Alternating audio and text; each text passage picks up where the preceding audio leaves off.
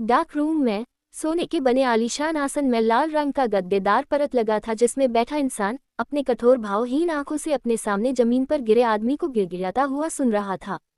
आलीशान आसन में बैठा आदमी का चेहरा इतना लुभावना था कि कोई एक बार देखे तो बस देखता रह जाए, पर उसके लुभावने चेहरे पर कठोर भाव थे, जिस कारण वो इतना खतरनाक देख रहा था कि किसी भी आदमी के रूह को कांपने पर मजबूर कर दे।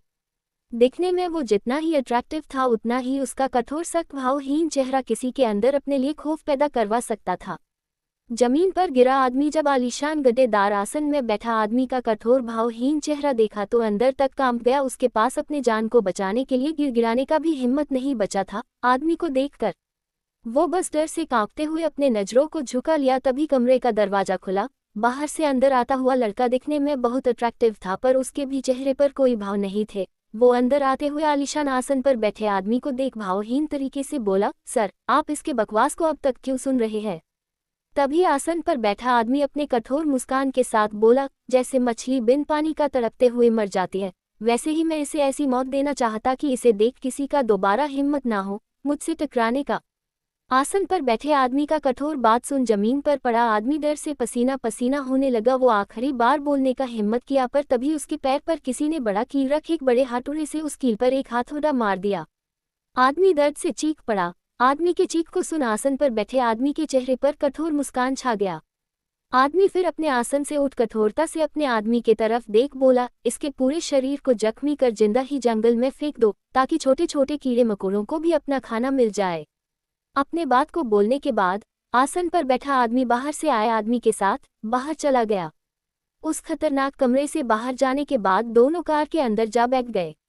मुंबई के सबसे बड़े business college Shailesh J Mehta school of management में न्यू एडमिशन लिए बच्चों का पहला दिन था। कॉलेज गेट के अंदर आती लड़की, जो करीबन 18 साल की होगी, उसका हाइट 5 इंच था, छोटी सी थी पर दिखने में बहुत प्यारी थी। साथ ही उसकी हरकत भी बिल्कुल किसी बच्चे की तरह था।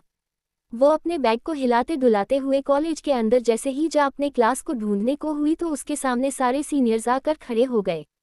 लड़की दिखती तो बिल्कुल किसी 9 क्लास के बच्चे की तरह थी, साथ ही उसके हरकत और आवाज दोनों ही बच्चे की तरह था। जब सभी सीनियर्स को अपने सामने खड़े होते हुए वो लड़की देखी तो पूछ पड़ी, क्या चाहिए आप लोगों को? लड़की के बच्चों वाला आवाज सुन सभी हंसते हुए उसका मजाक उड़ाता हुआ एक सीनियर लड़का बोल पड़ा, यार ये तो अभी किड्स गार्डन में पढ़ने वाली बच्ची लगती है, इसके साथ आखिर क्या किया जाए? लड़की के अंदर दिमाग बिल्कुल ही नहीं था। वो इस कॉलेज में भी अपने बाप के पैसों पर आई थी। उसने अपने दोनों हाथ से अपने सीने को ढक बोला, तुम मेरे साथ क्या करना चाहते हो? लड़की की हरकतों को देख सभी सीनियर्स एक दूसरे को देखते हुए उस लड़की से बोल पड़ा, है हम लोग इस टाइप के नहीं है। ये सुन लड़की को थोड़ा राहत मिला। लड़की अपने हाथ को अपने सीने से हटा ली तो एक लड़की आगे आते हुए पूछी, है बच्ची तुम्हारा नाम क्या है? सीरत, लड़की ने अपने प्यारे आवाज में बोला तो सभी ओ करते हुए एक लड़की उसके कंधे पर अपना हाथ रख बोली, अगर इस कॉलेज में रहना है तो हम लोग का सारा बात सुनना होगा। सीरत सुन तो ऐसे रही थी जैसे सब समझ आ रहा हो, पर ऐसा कुछ नहीं था। वो जो भी बोल रही थी उसके ऊपर से पार होता जा रहा था, क्योंकि वो अपने पिंक कलर के जूते को देखते हुए सभी के बातों को सुनने जा रही थी। तभी एक लड़की उसके चेहरे को उठा सख्ती से बोली, समझ आया? सीरत करे तो करे क्या, उसने तो कुछ सुना ही नहीं था, फिर भी वो उस लड़की को देखते हुए बोली, हाँ अब मैं क्लास जाऊं। सीरत के बात को सुन सभी सीनियर्स एक दूसरे को देखे, फिर सभी जैसे खुद में ही इशारों में बातें कर लिए। फिर सीरत की तरफ देखो लड़की बोल पड़ी, क्लास में जाने से पहले तुम्हें कुछ करना होगा। क्या? सीरत ने बड़े मासूमियत से पूछा।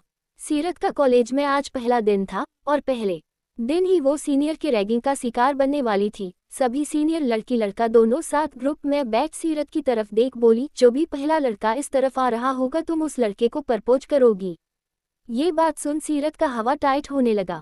सीनियर भी खतरनाक थे। एक लड़की सीरत की तरफ रोज बड़ा बोली, इसे देते हुए प्रपोज करना। सीरत अपने बच्चों वाले आवाज में मासूमियत से बोली, मैं ये नहीं करूंगी। ये बात सुन टीना, जो थी तो कॉलेज की क्वीन, पर उसका नेचर क्वीन बनने वाला बिल्कुल नहीं था। वो अपने कोल्ड नजरों से सीरत को देख बोली, अगर तुमने ऐसा नहीं किया तो मैं तुम्हारी जिंदगी इस कॉलेज में हेल बना दूंगी। बेचारी सीरत 5 इंच की बित्ती सी प्यारी सी तो थी ही, वो उस लड़की के हाथ से फूलने प्रपोज करने के लिए उसे मानना ही पड़ा। वो ये करने के लिए लंबी सांस ले ही रही थी कि किसी को आता देख, वो कौन है ये देखे बिना एक सीनियर सीरत को आते हुए आदमी की तरफ धक्का दे दी। सीरत बेचारी उस लड़के के सामने अचानक से आ गई। लड़के ने अपने कठोर नजरों से सीरत की तरफ देखा। जब सभी ने लड़के का चेहरा देखा तो टीना बोल पड़ी, ये तो हैंडसम डेविल है, आज तो ये लड़की गई। हैंडसम डेविल और कोई नहीं बल्कि इस कॉलेज का फाउंडर, वही आलीशान गड्ढेदार आसन में बैठा हुआ आदमी अक्ष रायचंद था। अक्ष किसी काम से कॉलेज आया हुआ था प्रिंसिपल से मिलने के लिए। सभी लोग अक्ष को हैंडसम डेविल इसलिए कहते थे क्योंकि दुनिया का सबसे हैंडसम दिखने वाला सबसे कुरूल इंसान था। अक्ष ने कुरूलता से अपने कोल्ड डार्क नजरों से सीरत की तरफ देखा। सीरत अपने दोनों आंखों को धीरे से खोल अपना चेहरा ऊपर कर अपने सामने खड़े लंबे लड़के के चेहरे को देख दंग रह गई। नीली आंखें, पतली होंठ, खड़े नाक, परफेक्ट स्किन कलर, ऐसा लग रहा था जैसे कुदरत ने बड़े फुर्सत से ये चेहरा बनाया हो। इस चेहरे में तो सीरत पूरी तरह से खो चुकी थी। तभी अक्ष के बगल में खड़ा रोबिन बोल पड़ा, बच्ची बीच से हटो। पर सीरत को तो उस आदमी के अलावा कोई आवाज सुनाई ही नहीं दे रहा था। अक्ष गुस्से में उस लड़की के सामने चुटकी बजाया तो सीरत अपने होश में आ उसे देखी, फिर अपने चेहरे को मोड़ छुपे हुए सीनियर को देखी। सारे सीनियर्स उसे अपने हाथ के इशारे से मना कर रहे थे प्रपोज करने से, पर उस बेवकूफ को लगा प्रपोज करने बोल रहे हैं। तो सीरत अपने गले का पानी गटक ली। तभी अक्ष अपने कड़क आवाज में कठोरता से पूछा, कुछ कहना है? सीरत अपने चेहरे को हाँ में हिला, अपने पीछे रखे हाथ को आगे कर रोज दिखाते हुए जो भी उसके मुंह से निकला वो बोल दी, मैं बहुत सुंदर हूँ। नहीं नहीं, आप बहुत सुंदर है, क्या मेरी गर्लफ्रेंड बनेंगे? सीरत का प्रपोजल सुन बगल में खड़ा रोबिन अंदर ही अंदर हंसने लगा, क्योंकि अक्ष के सामने खुलकर हंसने का हिम्मत तो था नहीं। बाकी सभी छिपे स्टूडेंट को भी हंसी आ गई सीरत के बेवकूफ़ी से भरे प्रपोज को सुनकर। पर अब सभी सीरत के लिए बस प्रे कर सकते थे कि नर्क का राक्षस बेचारी को नर्क का सैर ना करवा दे। अक्ष कठोरता से सीरत को देखा। अक्ष की कठोर नजरों को देखते ही सीरत की सांसें गले में जा अटकी। सीरत अपने कांपती होंठों से अपने गलत शब्द को सुधारना चाहती थी, पर वो कुछ कह पाती इससे पहले ही अक्ष अपने कदमों को सीरत के तरफ बढ़ाते हुए उसे अपने डरा देने वाले कठोर नजरों से देखने लगा। अक्ष जैसे ही अपना कदम सीरत के करीब बढ़ाया तो सीरत अक्ष के डरावने रूप को देख किसी 2 साल की बच्ची की तरह रोना शुरू कर दी। ओ बूहू, ओ बूहू, बूहू। अक्ष का कठोर चेहरा अब परेशानी से घिर चुका था। अक्ष ने अपने कठोर आवाज में पूछा, बच्ची तुम रो क्यों रही हो? रोते हुए सीरत का छोटा सा गोरा नाक लाल हो चुका था, साथ ही रोने की वजह से उसके नाक से पानी भी बहने लगे थे, जैसे छोटे बच्चों के बहते। वो रोते हुए ही अपने नाक को पोंछते हुए बोली, बूहू आपका चेहरा बहुत डरावना है। अक्ष इस छोटी बच्ची से पूरा परेशान हो चुका था। रोबिन अपने बॉस को इतना परेशान कभी नहीं देखा था। अक्ष अपने मन में ही बोला, अभी तो सुंदर बोली थी और अब मैं डरावना हो गया, ये बेवकूफ़ लड़की मुझे पागल कर देगी। सीरत रोते हुए ही किसी छोटी बच्ची की तरह शिकायत करते हुए आगे बोली, आप एक बच्ची को कैसे डरा सकते हो? अक्ष अपने मन में ही बोला, मैंने तो कुछ किया भी नहीं है। अपने मन में ये कहते ही अक्ष अपने चारों तरफ देखा। कॉलेज के सभी स्टूडेंट्स अक्ष को ही घूरे जा रहे थे। अक्ष को ऐसा लग रहा था जैसे उसका बड़ा से बड़ा क्राइम इस छोटी बच्ची को रुलाने से छोटा पड़ जा रहा हो। अक्ष अपने नीले खतरनाक आंखों से सभी को अपने खा जाने वाले नज़र से घूर कर देखा तो सबके सब झट से छूमंतर हो गए वहां से। सब तो चले गए थे, पर अक्ष इस बच्ची का क्या करे? पहली बार किसी के वजह से अक्ष के माथे पर पसीना आ रहा था, नहीं तो सभी अक्ष को देखकर पसीना पसीना हो जाते थे। अक्ष सीरत के छोटे माथे पर अपना हाथ रख बोला, देखो रोना बंद करो, मैं तुम्हें नहीं डरा रहा हूँ। आज तक अक्ष ने ऐसी बच्ची से डील नहीं किया था, फिर भी बेचारा करे तो क्या करे। उसने अपने जेब से रुमाल निकाल सीरत की तरफ बढ़ा दिया। रोबिन अक्ष को ये सब करता देख हैरान था। उसे तो अक्ष का हालत देख मन ही मन हंसी आ रहा था। सीरत अक्ष का रुमाल ले अपने आंसू पोंछने की जगह अपने नाक को सुरसुर कर पोंछने लगी, जिसे देख अक्ष और वहां मौजूद अक्ष के आदमियों का मुंह बन गया। फिर सीरत अपने नाक को पोंछा हुआ रुमाल अक्ष की तरफ बढ़ाई तो अक्ष उस रुमाल को एक नज़र देखा ही था कि सीरत अक्ष के हाथ को पकड़ रुमाल उसके हाथ में रख पूरी नॉर्मल हो बोली, मेरा क्लास स्टार्ट होने वाला है, मैं जाती हूँ, पर हाँ किसी बच्ची को दोबारा मत डराना आप। ये कह वो तो निकल गई, पर दूसरी तरफ अक्ष जिसे अपना सब कुछ परफेक्ट साफ सुथरा चाहिए, जो अपने आप को थोड़ा सा भी डस्ट पड़ने नहीं देता था, वो अभी उस बेवकूफ़ लड़की के नाक को पोंछा हुआ रुमाल पकड़ा हुआ था। ये देख वो झट से उस रुमाल को नीचे गिरा, बोला, इडियट कहीं की। ये कहते ही अक्ष रोबिन की तरफ कठोरता से देख बोला, वो बच्ची मुझे इस कॉलेज में नहीं चाहिए। ये बोल अक्ष गुस्से में ही प्रिंसिपल के केबिन जाने लगा। दूसरी तरफ सीरत क्लास के अंदर जा सबसे पीछे वाले शीट में जा बैठ गई, ताकि कोई प्रोफेसर उसे देख कोई सवाल ना करे। अक्ष गुस्से में ही प्रिंसिपल के केबिन के अंदर गया। जब प्रिंसिपल ने अक्ष को आता देखा तो वो खड़ा हो अपने कांपते हुए आवाज में बोला, गुड मॉर्निंग सर। अक्ष का मूड ऑलरेडी बहुत गर्म था, वो शांति से शीट पर जा बैठ कठोरता से प्रिंसिपल की तरफ देखा तो प्रिंसिपल अंदर तक कांप गया। अक्ष के चेहरे को देख प्रिंसिपल समझ गया था, जरूर कुछ तो हुआ है जिस कारण अक्ष सर का मूड बाकी दिन से अधिक खराब है।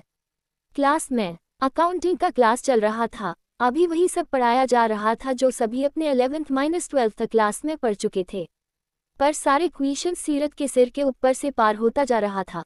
सीरत सुनना बंद कर खिड़की की तरफ अपना चेहरे को घुमा बाहर का नजारा देखने लगी। तभी प्रोफेसर उसके सीधे पेन की कैप को फेंके तो सीरत हड़बड़ा कर अपने प्रोफेसर की तरफ देखी। प्रोफेसर उससे खड़े होने का बोल बोर्ड पर एक क्वेश्चन लिख दिए, फिर सीरत को वहां बुला क्वेश्चन को जोर से पढ़ने का बोल उसे सॉल्व करने बोले। सीरत आगे जा क्वेश्चन को रीड करने लगी अपने धीमे आवाज से। How much a person should investment each month to have saving of 40 lakh if investment company provides 15% per annum return. सीरत क्वेश्चन तो पढ़ ली पर बनाते कैसे है वो उसे पता नहीं था। सीरत अपने चेहरे को झुका सोचने लगी, काश घंटी बज जाए और ये प्रोफेसर चले जाए। प्रोफेसर चिल्लाते हुए बोला, सिर्फ क्वेश्चन पढ़ने नहीं बोला हूँ, बनाने भी बोला हूँ।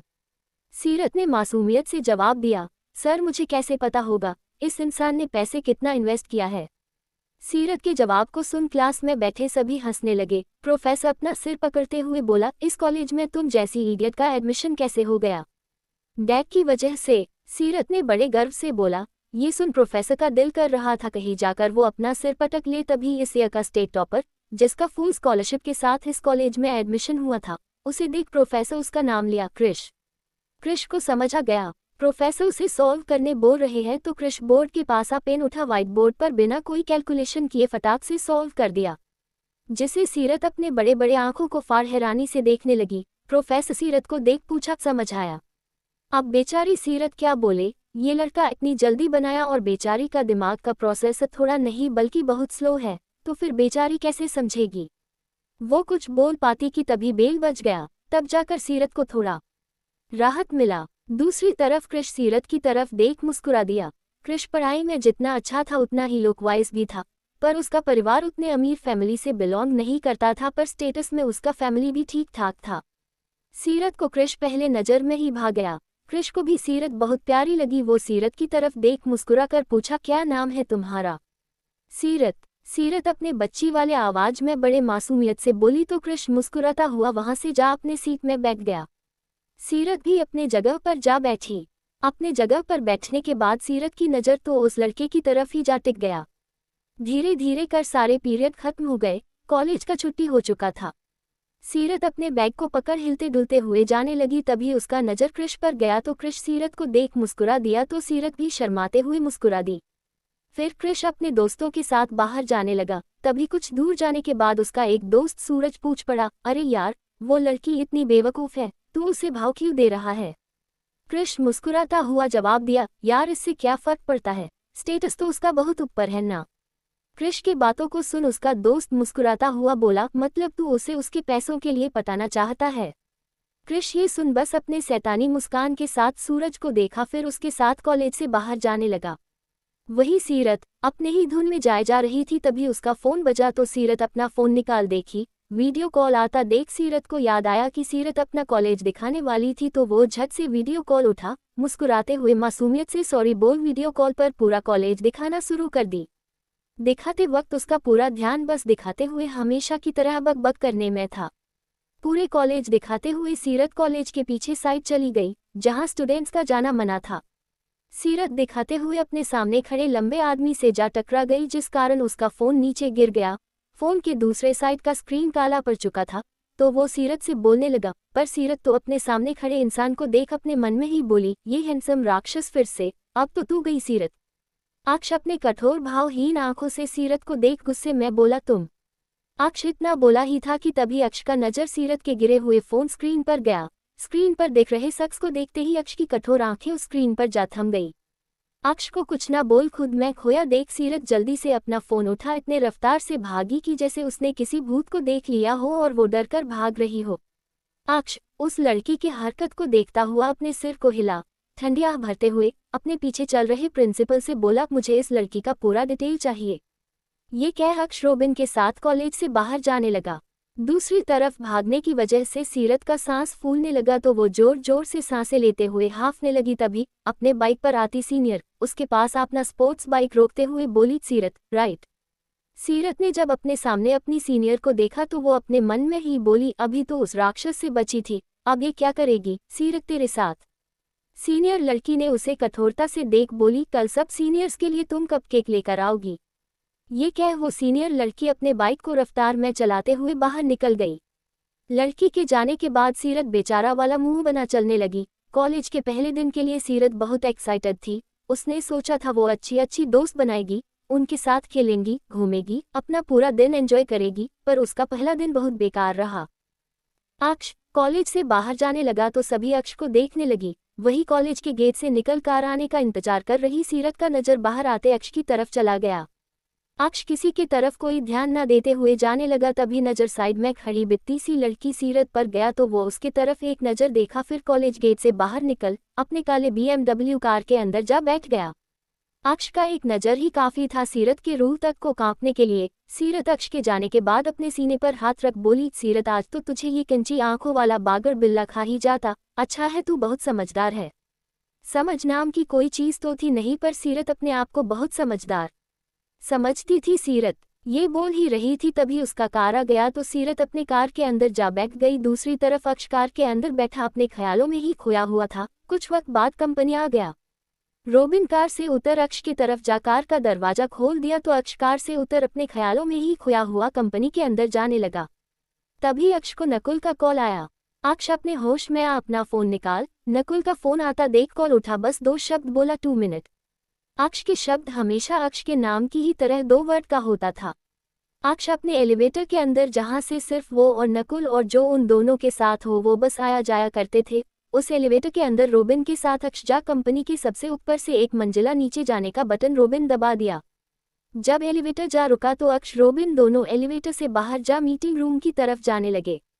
मीटिंग रूम पहुंचने के बाद रोबिन ने अक्ष के लिए दरवाजा खोल दिया तो अक्ष अंदर जाने लगा। अक्ष को आता देख सभी खड़े हो गए, नकुल भी। फिर अक्ष अपने जगह पर जा बैठ अपने हाथ के इशारे से सभी को बैठने का इशारा कर दिया तो सभी अपने अपने जगह पर बैठ गए। सभी के बैठने के बाद मीटिंग स्टार्ट हो गया। धीरे धीरे वक्त बीतने लगा। लगभग 4 घंटे का मीटिंग चला, पर पूरे 4 घंटे में अक्ष का ध्यान एक पल के लिए भी मीटिंग की तरफ नहीं गया। ये चीज नकुल देख रहा था तो उसने फिर मीटिंग खत्म करने का बोल दिया। मीटिंग खत्म होते ही सब अक्ष नकुल दोनों को ग्रिड करते हुए मीटिंग रूम से बाहर जाने लगे। सभी के जाने के बाद नकुल अक्ष से पूछ पड़ा, भैया कोई परेशानी है क्या? अक्ष ठंडी आह भरते हुए अपने कठोर आवाज में बोला, नहीं। ये बोल अक्ष उठ गया तो नकुल भी अक्ष के साथ मीटिंग रूम से बाहर जाने लगा। दोनों कंपनी से बाहर जा कार में बैठ मेंशन जाने के लिए निकल गए। कुछ वक्त के बाद मेंशन आ गया। जब दोनों मेंशन के अंदर गए तो रूहानी सामने आते हुए बोली, भैया नकुल आप दोनों के लिए खाना लगा दूं। दोनों ने साथ ही ठीक है बोल दिया तो रूहानी खाने की टेबल पर खाना लगाने चली गई और दूसरे तरफ दोनों फ्रेश हो दोनों नीचे आए। रूहानी दोनों को नीचे आता देख प्लेट को मोड़ दी। दोनों अपने अपने जगह पर जा बैठे तो रूहानी दोनों का खाना लगा दी। खाना लगाने के बाद रूहानी खड़ी थी तो नकुल बोल पड़ा, तुम्हारा खाना, मुझे भूख नहीं है। रूहानी का जवाब सुन नकुल अपना खाना खाने लगा। दूसरी तरफ अक्ष खाते हुए भी अपने ख्यालों में ही कहीं गुम था। दूसरी तरफ रूहानी अक्ष से कुछ कहना चाहती थी पर उसकी हिम्मत नहीं हो रही थी। नकुल रूहानी के बर्ताव को देख समझ गया वो क्या कहना चाहती है। वो उसे ये कहने से रोकना चाहता था पर फिर भी रूहानी अपनी कांपती आवाज में कहने लगी, भैया भैया। सुनते ही अक्ष रूहानी की तरफ देखा तो रूहानी डरते हुए ही बोली, भैया अमानत का कॉल आया था, वो कह रही थी। इससे आगे रूहानी कुछ कह पाती कि अक्ष अपने कठोर आवाज में कुरूलता से बोला, छुट्टियों में उन 5 को यहाँ आने का कोई जरूरत नहीं है, पर भैया 13 साल हो गया है। इससे आगे रूहानी कुछ कह पाती, इससे पहले ही अक्ष के खतरनाक हुए कठोर नजरों को देख रूहानी शांत हो गई। 13 साल पहले जो रायचंद्र परिवार के साथ हादसा हुआ था उसमें सब कुछ बिखर सा गया था। अक्ष सभी को सेफली अपने बनाए नए मेंशन में ले आया जिसके बारे में किसी को कुछ भी नहीं पता था। वो दिन बीतने के बाद अक्ष को रोबिन से पता चला कि उसके पिता का प्रॉपर्टी बिजनेस सब किसी वरुण कपाड़िया के नाम पर हो गया है।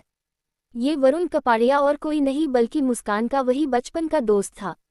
मुस्कान ने अपनी दोस्ती के बारे में अक्ष को बहुत कुछ बताया था। अक्ष कभी वरुण से मिला तो नहीं था पर मुस्कान के हर रोज बताने से उसे वरुण अच्छा इंसान लगता था। पर जब रोबिन से अक्ष को ये पता चला कि उसके पिता का प्रॉपर्टी कंपनी सब उसका हो गया है तो उस हमले में अक्ष को वरुण का हाथ लगा, पर वरुण अकेला ये नहीं कर सकता। ये तो अक्ष को समझ आ गया था कि उसके परिवार को नष्ट करने के पीछे कईयों का हाथ होगा। ये सब पता चलने के बाद अक्ष उस जगह पर जहां हादसा हुआ था वहां जाकर देखा, पर न ही वहां अक्ष को किसी का लाश मिला, न ही किसी के जिंदा होने का कोई सबूत। उस हादसे के बाद अक्ष अपनी बहन अमानत, आरजू, पलक, जानवी और अपने भाई धीर को खुद से बहुत दूर भेज दिया ताकि न ही अक्ष को उनके किसी सवालों का जवाब देना पड़े और न ही उन्हें कभी कोई परेशानी मिले। और बात रही रूहानी का, तो उस दिन रूहानी ने भी वो मिठाई नहीं खाया था, क्योंकि नकुल मीठा नहीं खाता था तो रूहानी भी कभी मीठे को छूती नहीं थी। उस दिन क्या हुआ क्या नहीं रूहानी को सब पता था, पर अक्ष ने ये बात उन पांचों से हमेशा छिपा कर रखने को बोल दिया, रूहानी से भी। इसी कारण रूहानी का यहाँ रुकना अक्ष के लिए कोई ऐतराज नहीं था, पर वो चाहता था कि रूहानी भी अपना स्टडी अच्छे से करे। पर नकुल रूहानी को खुद से दूर नहीं जाने देना चाहता था। नकुल की जान से भी अधिक प्यारी उसकी माँ उसे छोड़ दी थी। प्रॉमिस करने के बावजूद अब रूहानी को भी खुद से दूर नहीं रखना चाहता था नकुल। सुबह के 10 बजे सीरत हमेशा की तरह आज भी कॉलेज जाने के लिए लेट हो रही थी। वो अपने हाथ में आलू के पराठे को रोल करते हुए पकड़ खाते हुए बाहर जाने लगी। तभी उसे याद आया एक सीनियर सीरत से कपकेक मंगवाई थी। सीरत अपने माथे पर धीरे से मार बोली, सीरत तू कैसे भूल सकती है, आज वो सीनियर्स तुझे छोड़ेंगे नहीं।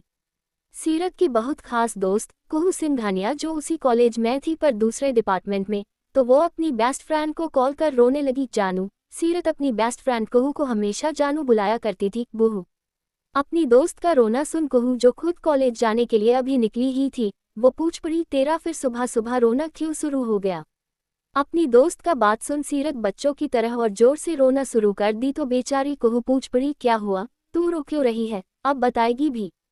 सीरत रोते हुए ही बोली, जानू मैं लेट हो रही हूँ, प्लीज मेरे लिए ढेर सारे कपकेक लेते हुए कॉलेज आ जा, नहीं तो वो सीनियर्स मुझ बेचारी को मार डालेंगे। कुहू अपने मन में ही बोली, सारा प्रॉब्लम इस लड़की के साथ ही भला क्यों होता है।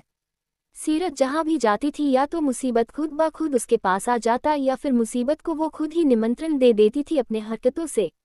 कुहू एक सांस भरते हुए बोली, ठीक है, पर कॉलेज के बाद जहां मैं तुझे ले जाऊंगी तुझे चुपचाप से चलना होगा। सीरत खुशी से बोल पड़ी, डन। सीरत फिर जल्दी से अपना बैग ले खाते हुए कार के अंदर जा बैठ गई।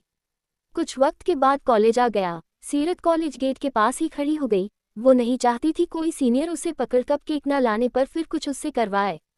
कुहू ढेर सारे कपकेक के साथ सीरत के हाथ में थमाते हुए बोली, तेरी वजह से आज मैं भी लेट हो जाऊंगी, अब चल अंदर। कपकेक देख सीरत बहुत खुश थी। वो अपनी दोस्त के हाथ पर अपना हाथ कपल की तरह मोड़ अंदर जाने लगी। अंदर जाने के बाद कुहू अपना क्लास जाने से पहले सीरत की तरफ देख बोली, कोई भी प्रॉब्लम हो तो मेरे पास आ जाना।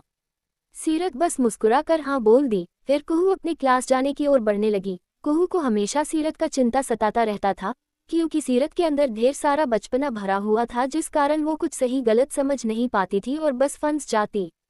सीरत अपने हाथ में पकड़े कपकेक के बैग को हिलाते हुए जा सीनियर के क्लास के अंदर झांकी, तो पीछे से एक लड़का जिसका नाम माहिर मल्होत्रा था वो सीरत को क्लास के अंदर झांकता हुआ देख पूछा, है तुम ये क्या कर रही हो। सीरत अपने चेहरे को पीछे मोड़ जब लड़के के गुड लुकिंग चेहरे को देखी तो अपने मन में ही बोली, सीरत इस कॉलेज में कितने हैंडसम लड़के हैं। सीरत को उसके तरफ पागलों की तरह मुस्कुराता हुआ देख माहिर उसके तरफ अपने कोल्ड एक्सप्रेशन देते हुए बोला, मैं तुम्हें कॉमेडियन दिख रहा हूँ क्या, जो तुम मुझे देख मुस्कुरा रही हो। तभी टीना आते हुए बोली, है जूनियर। सीरत के चेहरे का पूरा मुस्कान ही टीना के आवाज को सुन गायब हो गया। सीरत जो अभी मुस्कुरा रही थी वो अब मुरझाई फूल बन चुकी थी। माहिर क्लास का टॉपर होने के साथ साथ बहुत गुड लुकिंग लड़का था। कॉलेज में सभी लड़कियां उसके आजू बाजू घूम उसे अपना बनाने के पीछे पड़े रहती थी, पर माहिर को किसी लड़की में इंटरेस्ट नहीं था और साथ ही वो रैगिंग के हमेशा खिलाफ भी रहता था। जब उसने सीरत का मुस्कुराता चेहरा मुरझाता हुआ देखा तो टीना की तरफ देख बोला, टीना जूनियर्स का रैगिंग लेना बंद करो। टीना मुंह फूला माहिर के हाथ को पकड़ ली। टीना को माहिर बहुत पसंद था, पर माहिर उसे रत्ती भर का भी भाव नहीं देता, पर टीना हमेशा उसके आगे पीछे मंडराते रहती थी। ठीक है माहिर, जैसा तुम बोलो। माहिर से ये बोल टीना अपने दूसरे हाथ से सायरा के हाथ में पकड़े कपकेक के बैग को ले बोली, सॉरी जूनियर, आज के बाद से तुम्हारे साथ कोई रैगिंग नहीं होगा। ये बोल टीना माहिर को अपने साथ ले जाने लगी। बेचारी सीरत जो अभी अभी हैंडसम को देखी थी वो किसी और का था, ऐसा सीरत को लगने लगा। ये देख वो उदास होकर अपने क्लास में जाने लगी। प्रोफेसर आ चुके थे। क्लास में फाइनेंस के ही प्रोफेसर थे, जिसे देखते ही सीरत क्लास के अंदर ना घुस दीवार के पीछे झट से चली गई ताकि फिर ये प्रोफेसर उसे खाने को ना दौड़े, मतलब फिर उसे सवाल का पोटरी ले सीरत के छोटे दिमाग में ना पटक दे। पर बेचारी हमेशा की तरह फंस चुकी थी। प्रोफेसर ने सीरत को देख लिया था। वो बाहर जा सीरत के पास गया। सीरत मन में ही बड़बड़ाते हुए अपने आंखों को बंद कर लिप्स को मिमियाते हुए हिलाए जा रही थी। ये देख प्रोफेसर गुस्से में चिल्लाया, लड़की। सीरत अपने आंख को धीरे से खोली। क्लास में सभी बाहर के आवाज को सुन हंसने लगे। सीरत क्लास में सभी के लिए बस हंसने का पात्र बन चुकी थी। प्रोफेसर ने सीरत को जो लेक्चर देना शुरू किया वो क्लास के एंडिंग तक चला। बेल बजने की वजह से प्रोफेसर बिना पढ़ाए ही चला गया। प्रोफेसर के जाते ही सीरत क्लास के अंदर जैसे ही घुसी, सारी लड़कियां सीरत के पास आ गई उससे दोस्ती करने के लिए। भला कौन लड़की ये नहीं चाहेगी कि उसकी दोस्त कोई ऐसी लड़की बने जो हर वक्त अपने नौटंकी से हंसाते रहे। सारे क्लास होने के बाद सीरत कॉलेज गेट पर कुहू का आने का इंतजार करने लगी। कुहू भी कुछ वक्त बाद आई। सीरत को गेट के पास खड़ा देख सीरत के पास आई तो सीरत उसे सब कुछ बताते हुए उसके साथ कार में जा बैठ गई। कुहू सीरत को अपने साथ पहले मॉल ले गई, वहां से अपने लिए सेक्सी सा ड्रेस ली, साथ ही सीरत के लिए भी कोई सेक्सी सा ड्रेस देखने लगी। पर सीरत जो भी सेक्सी ड्रेस पहनती वो क्यूट बच्ची की तरह बहुत प्यारी दिखती। आखिर में सेक्सी ड्रेस छोड़ सीरत के लिए क्यूट सा ड्रेस ले ली। फिर दोनों कुहू के घर गई। कुहू ड्रेस पहन खुद भी तैयार होते हुए सीरत को भी तैयार करने लगी तो सीरत पूछ पड़ी, तू मुझे कहाँ ले जा रही है? सरप्राइज है, ये बोल कुहू बस सीरत को तैयार करने लगी। कुहू ने रेड कलर का सेक्सी ड्रेस पहन रखा था, वही सीरत शेडेड पिंक कलर का खिला हुआ क्यूट वन पीस पहन ली थी। साथ में उसने छोटा सा ईयरिंग भी पहन रखा था जिसमें वो बहुत प्यारी लग रही थी, बिल्कुल डोल की तरह। जब शाम का 7 बज गया तो कुहू सीरत को अपने साथ बाहर ले जा कार में खुद ड्राइविंग सीट पर बैठ गई और सीरत उसके बगल वाले सीट में। शाम का 7 बजने की वजह से सीरत बोल पड़ी, जानू डैडी गुस्सा करेंगे। कार चलाते हुए कुहू बोल पड़ी, अरे बाबू, मैंने अंकल से पहले ही बोल दिया था तू आज मेरे साथ मेरे घर पर रुकने वाली है। ये जान सीरत को सुकून मिला। कुछ वक्त के बाद कार बार में जा रुका। बार देख सीरत हैरानी से बोली, जानू यहाँ क्यों आए हैं हम लोग? कुहू मुस्कुराते हुए जवाब दी, मस्ती करने। सीरत कभी बार नहीं गई थी, यहाँ तक कि वो कुहू के घर और शॉपिंग के अलावा कहीं नहीं गई थी। अगर कहीं जाती तो उसके पिता को दिन भर उसका फिक्र सताते रहता था। दोनों बार के अंदर गई। बार में ही कुहू का न्यू बॉयफ्रेंड वेट कर रहा था। कुहू महीने में 4 बॉयफ्रेंड तो बदल ही लेती थी और हमेशा डेट पर भी जाते रहा करती थी। उसका कोई भी रिलेशनशिप 10 दिन से ज्यादा नहीं चलता था। बार के अंदर जा अपने बॉयफ्रेंड से कुहू गले जा मिली, फिर उससे दूर हुई तो सीरत उसके कान में जा पूछ, ये तेरा न्यू बॉयफ्रेंड है क्या? कुहू मुस्कुराकर अपने सिर को हाँ में हिला दी। कुहू के नए बॉयफ्रेंड का नाम आदिल वर्मा था। आदिल दिखने में गुड लुकिंग था, साथ ही अच्छी फैमिली से भी बिलोंग करता था। आदिल ने वेटर से 3 ड्रिंक बनाने बोला। जब ड्रिंक आया तो सीरत ने कभी पिया नहीं था, वो ड्रिंक को देख जैसे ही उठाने को हुई कुहू ने उसके हाथ को पकड़ उसे ग्लास लेने से रोक लिया। सीरत ने आज तक शराब पिया क्या शराब को देखी तक भी नहीं थी। सीरत आज पहली बार इसे ट्राई करने वाली थी, पर उसकी दोस्त उसे ड्रिंक करने से रोक उसके हाथ में जूस थमाते हुए बोली, शराब की तरफ तुझे देखना तक भी नहीं है। बेचारी सीरत अपना छोटा सा मुंह बना जूस पीने लगी। सीरत का क्यूटनेस देख आदिल के चेहरे पर मुस्कान छा गया। अपने ड्रिंक को खत्म करने के बाद कुहू आदिल सीरत को डांस फ्लोर पर चलने बोले। तीनों डांस फ्लोर पर चले गए। जब तीनों डांस करना शुरू किए तो सीरत डांस करने की जगह बस सभी के पैरों को कुचले जा रही थी, जिस कारण डांस फ्लोर पर डांस कर रहे सभी उसे खा जाने वाले नज़र से देखने लगे तो सीरत शांति से जा बैठ ड्रिंक को देखने लगी। सीरत के लिए जो ड्रिंक आदिल ने मंगवाया था वो अब भी भरा हुआ था। सीरत ने झट से उस ड्रिंक को उठा पूरा पी लिया। ड्रिंक बहुत कड़वा था। सीरत अपना मुंह बना बोली, ये कितना कड़वा है, छी। थोड़े वक्त के बाद एक पैकी बेचारी को चढ़ने लगा। वो अपने चारों तरफ अपने चेहरे को मोड़ देखी, उसे सब कुछ दो दो नजर आ रहा था। नशे के हालात में ही सीरत खड़ी हो लड़खड़ाते हुए जाने लगी। चलते चलते वो बार के कमरे की तरफ बढ़ गई। उसने फिर कमरे का दरवाजा हल्का खुला देखा तो उसके अंदर जा दरवाजे को बंद कर आगे चलते हुए किसी के नंगे पीठ से जा टकराए। लड़का मुड़ सीरत की तरफ देखा। सीरत को देखते ही लड़का गुस्से में पूछ पड़ा, क्या कर रही हो तुम यहाँ? सीरत अपने चेहरे को उठा अपने सामने खड़े आदमी को देख मुस्कुराते हुए उसके गालों पर अपने छोटे से हाथ को रख बोली, तुम कितने सुंदर हो, तुम्हें देखते ही मेरा दिल मेरे बस में नहीं रहता है। पहली बार कोई अक्ष के सामने कहने की हिम्मत कर रही थी। अक्ष सीरत के दोनों छोटे हाथ को अपने चेहरे से हटा उसे अपने बाहों में उठा बिस्तर पर रख उसके चेहरे पर सेडिक्टिवली अपनी उंगली को फेरता हुआ पूछा, और क्या क्या होता है मुझे देखकर? सायरा अक्ष के आंखों को देखते हुए अक्ष के सवाल का जवाब दी, तुम्हारी नीली आंखों को देखकर मुझे ऐसा लगता जैसे मैं हिप्नोटाइज होती जा रही हूँ। अक्ष पहली बार किसी लड़की के इतने करीब हो उसके बातों को सुन रहा था, नहीं तो आज से पहले वो ना ही किसी लड़की के करीब गया है ना ही किसी को अपने करीब आने देता था। आज पहली बार हो रहा था जब अक्ष किसी लड़की को खुद अपने करीब आने देने का निमंत्रण दे रहा था। अक्ष की गर्म सांसें सीरत के बदन को छू रहा था। सीरत अपने नसीली आंखों से अक्ष को देखते हुए नसें में चूर हो अपने नसीली बच्चों वाली आवाज में आगे बोली, तुम्हारे होंठ लड़कियों से भी ज्यादा खूबसूरत है, इसे देख मेरा खाने का दिल करता है। छोटी बच्ची के बातों को सुन अक्ष का रिएक्शन ही कुछ अजीब हो गया। उसका होंठ लड़की से अधिक सुंदर है जिसे ये खाना चाहती है। सीरत की बातों को सुन अक्ष अपने होंठ को सीरत के करीब ले जाते हुए अपने सेडिक्टिव आवाज में बोला, इसे खाना चाहती हो? अक्ष के बातों को सुन सीरत अपने छोटे चेहरे को हाँ में हिला अपने छोटे से हाथ को सीरत अक्ष के होंठों पर अपने उंगली से फेरने लगी। अक्ष ने ये कभी नहीं सोचा था एक बच्ची उसे सेड्यूस करने में कामयाब होगी। वैसे ये बच्ची अभी नशे में है, इसे खुद नहीं पता ये क्या कर रही है, पर अक्ष अब इस बच्ची को खुद से दूर नहीं जाने देना चाहता था, आज रात तो बिल्कुल भी नहीं। सीरत की बातों को सुन अक्ष उसके रसीले होंठों को चूमने से पहले बोला, अगर एक बार मेरे करीब आ गई तो मुझसे दूर जाना तुम्हारे लिए नामुमकिन हो जाएगा। ये कह उसके होंठों पर अपने होंठ टिका सीरत के पिच रंग के कोमल होंठ को अक्ष रसीले फल की तरह चूमने लगा। अक्ष ने कभी नहीं सोचा था कि वो किसी नशे में धुत लड़की को चूमना पसंद भी करेगा, पर सीरत के होंठों को चूमते ही अक्ष का लस्ट बढ़ने लगा। अक्ष सीरत को चूमते हुए अपने हाथ उसके जिस्म में फेरने लगा।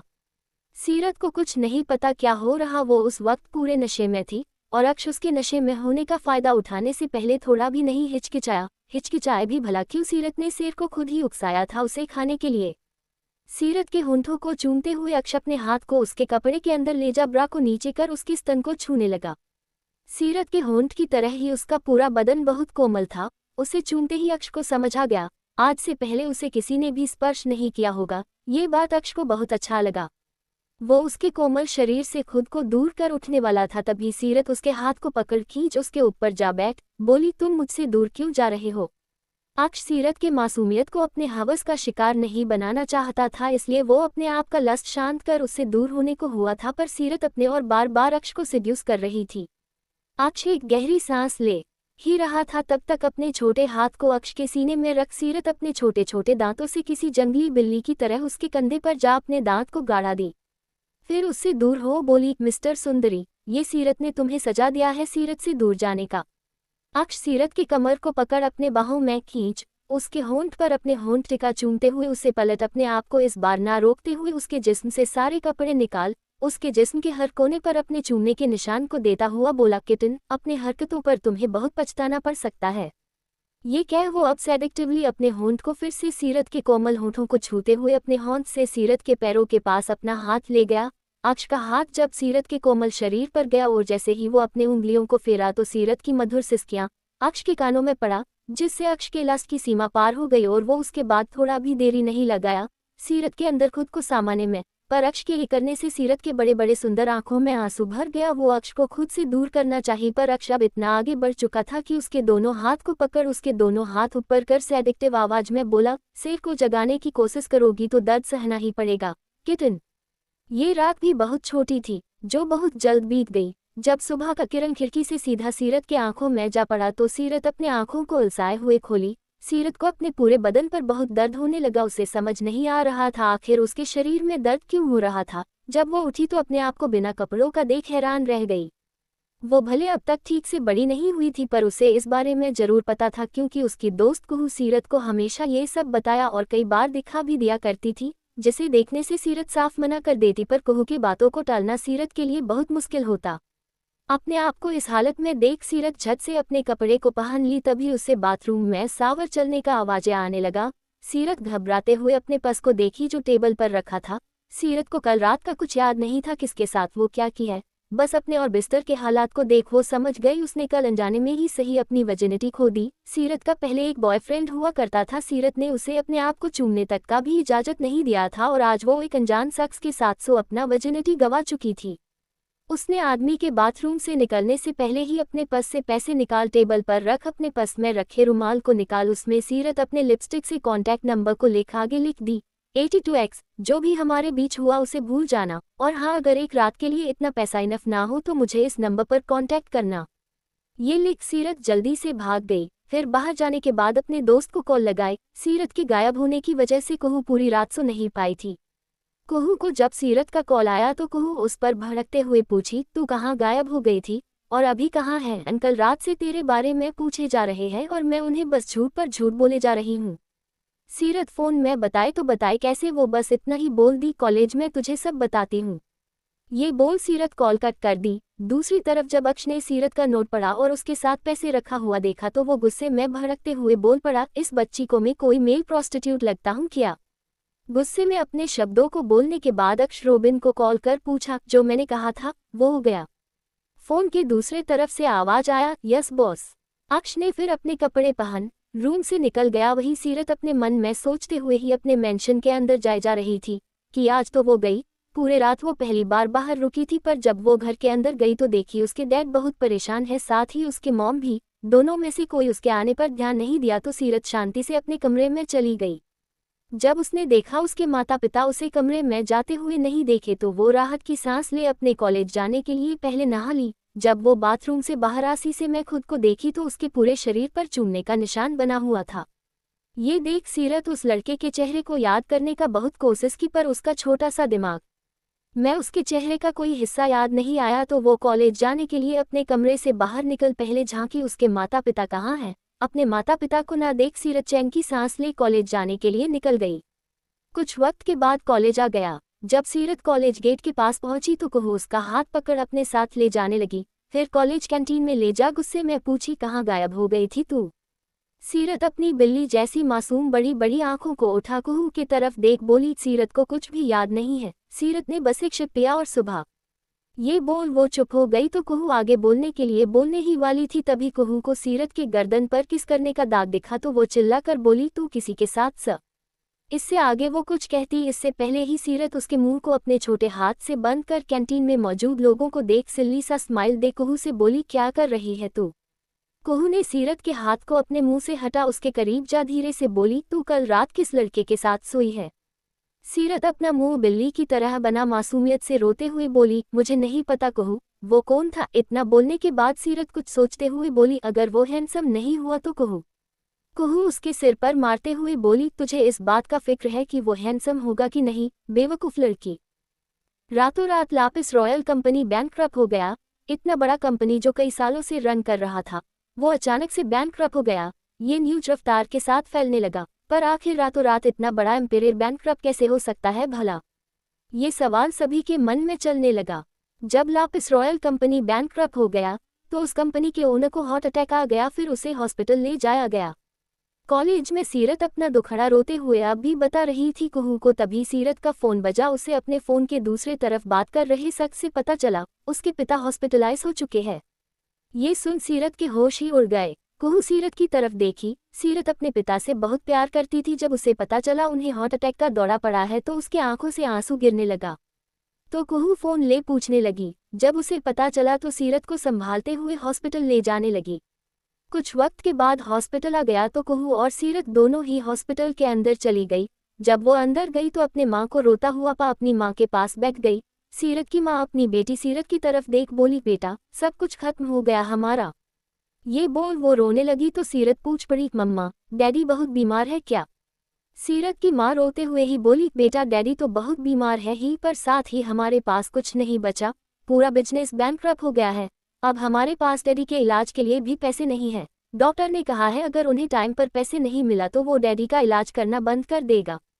सीरत ने जब ये सुना तो वो रोते हुए ही पूछी, मम्मा कोई रास्ता नहीं है क्या हमारे पास? अपनी बेटी का बात सुन उसकी माँ एक कंपनी का नाम ले बोली, द ब्लैक पर्ल कंपनी ही हमारी सहायता कर सकता है सीरत, पर मुझे और तुम्हारे डैड को अंदर तक घुसने का परमिशन नहीं मिला, फिर तुम्हारे डैड को हार्ट अटैक आ गया। जब सीरत की माँ ने उसे सब बताया तो छोटी सी सीरत अपने सीने पर हाथ रख बोली, मम्मा मैं जाऊंगी और उन्हें मना कर रहूंगी कि वो हमारे कंपनी को डूबने से बचा ले, साथ ही डैडी के इलाज के लिए भी हेल्प करे। ये बोल सीरत उठ जाने लगी। सीरत की माँ उसे रोकना चाहती थी पर सीरत उससे पहले ही जा चुकी थी तो कुहू भी उसके पीछे पीछे ही चली गई। फिर उससे जाने से रोक कुहू बोली, सीरत पागल मत बन, उसके कंपनी के अंदर क्या, अंदर जाने वाले गेट के पास भी तुझे कोई खड़ा तक होने नहीं देगा। सीरत तो अभी बस अपने पिता के जान को बचाना चाहती थी। सीरत ने कहू की बातों को इग्नोर करते हुए ऑटो लेने को हुई तो कहू बोल पड़ी, सीरत यार अगर तुझे जाना है तो ठीक है, मेरे कार से चलते हैं। ये बोल ऑटो वाले को जाने का बोल कहू सीरत का हॉर्न पकड़ अपने साथ अपने कार में ले गई। कुछ वक्त के बाद द ब्लैक पर्ल कंपनी आ गया। जैसे ही कार रुका सीरत कार से उतर गेट की तरफ जाने लगी, उसके साथ ही कहू भी चल रही थी। दोनों गेट के पास पहुंचे तो कंपनी के गार्ड्स ने दोनों को रोक पूछा क्या काम है। सीरत छत से अपने महीन आवाज में बोल पड़ी, मुझे इस कंपनी के सीईओ से मिलना है। सभी गार्ड्स एक दूसरे का चेहरा हैरानी से देखने लगे, फिर पूछ पड़े, तुम्हारे पास विजिटिंग कार्ड है? ये तो दोनों में से किसी के पास नहीं था। दोनों ने साथ ही ना कह दिया तो गार्ड बोल पड़ा, सॉरी, तब तो अंदर जाने तुम दोनों को नहीं मिल सकता है। ये बात सुन सीरत गिड़गिड़ाने लगी, प्लीज मुझे अंदर जाने दे दीजिए, प्लीज, अगर आप अंदर जाने नहीं दिए तो मेरे डैड को कुछ हो जाएगा, सिर्फ 2 मिनट के लिए सही पर मिलने दीजिए। सीरत की सभी रिक्वेस्ट को नज़रअंदाज कर गार्ड्स बोले, तुम दोनों बच्ची हो इसलिए तुम्हारे साथ सख्ती से पेश नहीं आ रहा हूँ, अगर एक और शब्द कहा तो मजबूरन मुझे सख्ती बरतना पड़ सकता है। गार्ड का ये बात सुन कहू सीरत का हाथ पकड़ उसके पास आ धीरे से बोली, सीरत चल यहाँ से, ये लोग अंदर जाने नहीं देंगे। सीरत कहू की तरफ देखी, फिर उसके हाथ को खुद के हाथ से छुड़ा बोली, उनसे मिले बिना तो अब सीरत जाएगी नहीं। ये बोल वो गेट के बीचों बीच जा बैठ गई। तभी गार्ड बोल पड़ा, ये क्या कर रही हो? सीरत गार्ड की तरफ अपना छोटा चेहरा उठा बोली, अगर आप मुझे अंदर नहीं जाने दोगे तो मैं यही बैठ उनके आने का इंतजार करूंगी। गार्ड्स उसे उठाने का कोशिश करने लगे तो सीरत छटपटाते हुए अपने हाथ पैर मार सभी गार्ड्स को खुद से दूर करने लगी। कंपनी में ब्रेक का टाइम हो गया तो कुछ लोग कंपनी कैंटीन में खाने चले गए तो कुछ बाहर जाने लगे। जब सभी बाहर जा रहे थे तो उस लड़की को बीच में बैठने के साथ गार्ड्स को उसे भगाने का कोशिश करता हुआ देखने लगे। सभी खाना भूल देख बातें करने लगे, ये लड़की कौन है और क्यों ऐसे बैठी है? कंपनी गेट के पास भीड़ इकट्ठा होने और सीरत नाम की लड़की वहां क्या तमाशा कर रही, ये बात कंपनी के सीईओ को पता चला तो वो जो अभी अभी अपना मीटिंग खत्म कर केबिन में आया था, उसने अपने सेक्रेटरी को ऑर्डर दे दिया, उस लड़की को मेरे केबिन ले आओ। सेक्रेटरी हैरान थी ये सुनकर कि सच में बॉस इस ट्रबल मेकर लड़की से मिलना चाहते हैं।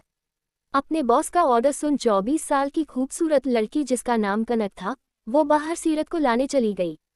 जो लोग वहां खड़े हो इस तमाशे को देख बातें कर रहे थे उन सबको कनक स्ट्रिक्टली अपना काम करने बोली, फिर गेट के पास जा गार्ड्स को लड़की से साइड होने का बोल। उस छोटी लड़की को देखी सीरत की आंखें बच्चों की तरह चमकदार थी और उस चमकदार आंखों में हल्के आंसू थे। उस मासूम बच्ची के पास कनक आ बोली, तुम्हें सर से मिलना है। सीरत खड़ी हो झट से हाँ बोल पड़ी तो कनक सीरत को अपने साथ चलने बोली। तभी कहू भी उसके साथ जाने को हुई तो कनक बोल पड़ी, सिर्फ ये, तुम यहीं वेट करो या फिर सीधे जा रेस्टरूम है, वहां जा अपनी दोस्त का वेट कर सकती हो। कहू का तो मुंह ही बन गया। वो भी legendary figure in the business world, the most powerful tycoon से मिलना चाहती थी पर उसे मिलने का इजाजत नहीं मिला। कहू को रेस्टरूम ले जाया गया। वही अकेले जाने में सीरत के माथे से पसीना आने लगा। सीरत के माथे से पसीना आता देख कनक अपने रुमाल को सीरत की तरफ बढ़ा बोली, सर किसी से मिलते नहीं हैं, तुमसे मिलने के लिए तैयार हुए हैं तो कॉन्फिडेंट रहो क्योंकि सर ऐसे लोगों से बात करना पसंद नहीं करते हैं जो खुद में कॉन्फिडेंट ना हो। सीरत कनक के बातों को सुनते हुए रुमाल ले अपने पसीने को पोंछ ली थी। कनक कॉमन एलिवेटर से ही सीरत को अपने साथ सबसे ऊपर मंजिले में ले जा केबिन के बाहर पहुंच दरवाजा नोक की तो एक ठंडा आवाज सीरत और कनक के कानों में पड़ा। कमिंग। आदमी के ठंडे आवाज को सुन सीरत का रूह तक कांप गया। उसे ये आवाज सुना सुना लग रहा था। कनक सीरत को अपने साथ केबिन के अंदर ले गई। सोने से बना लेदर का चेयर पर बैठा शख्स का चेयर मुड़ा हुआ था जिससे सिर्फ उसका पीछे का हाफ पोर्शन ही सीरत को नजर आ रहा था।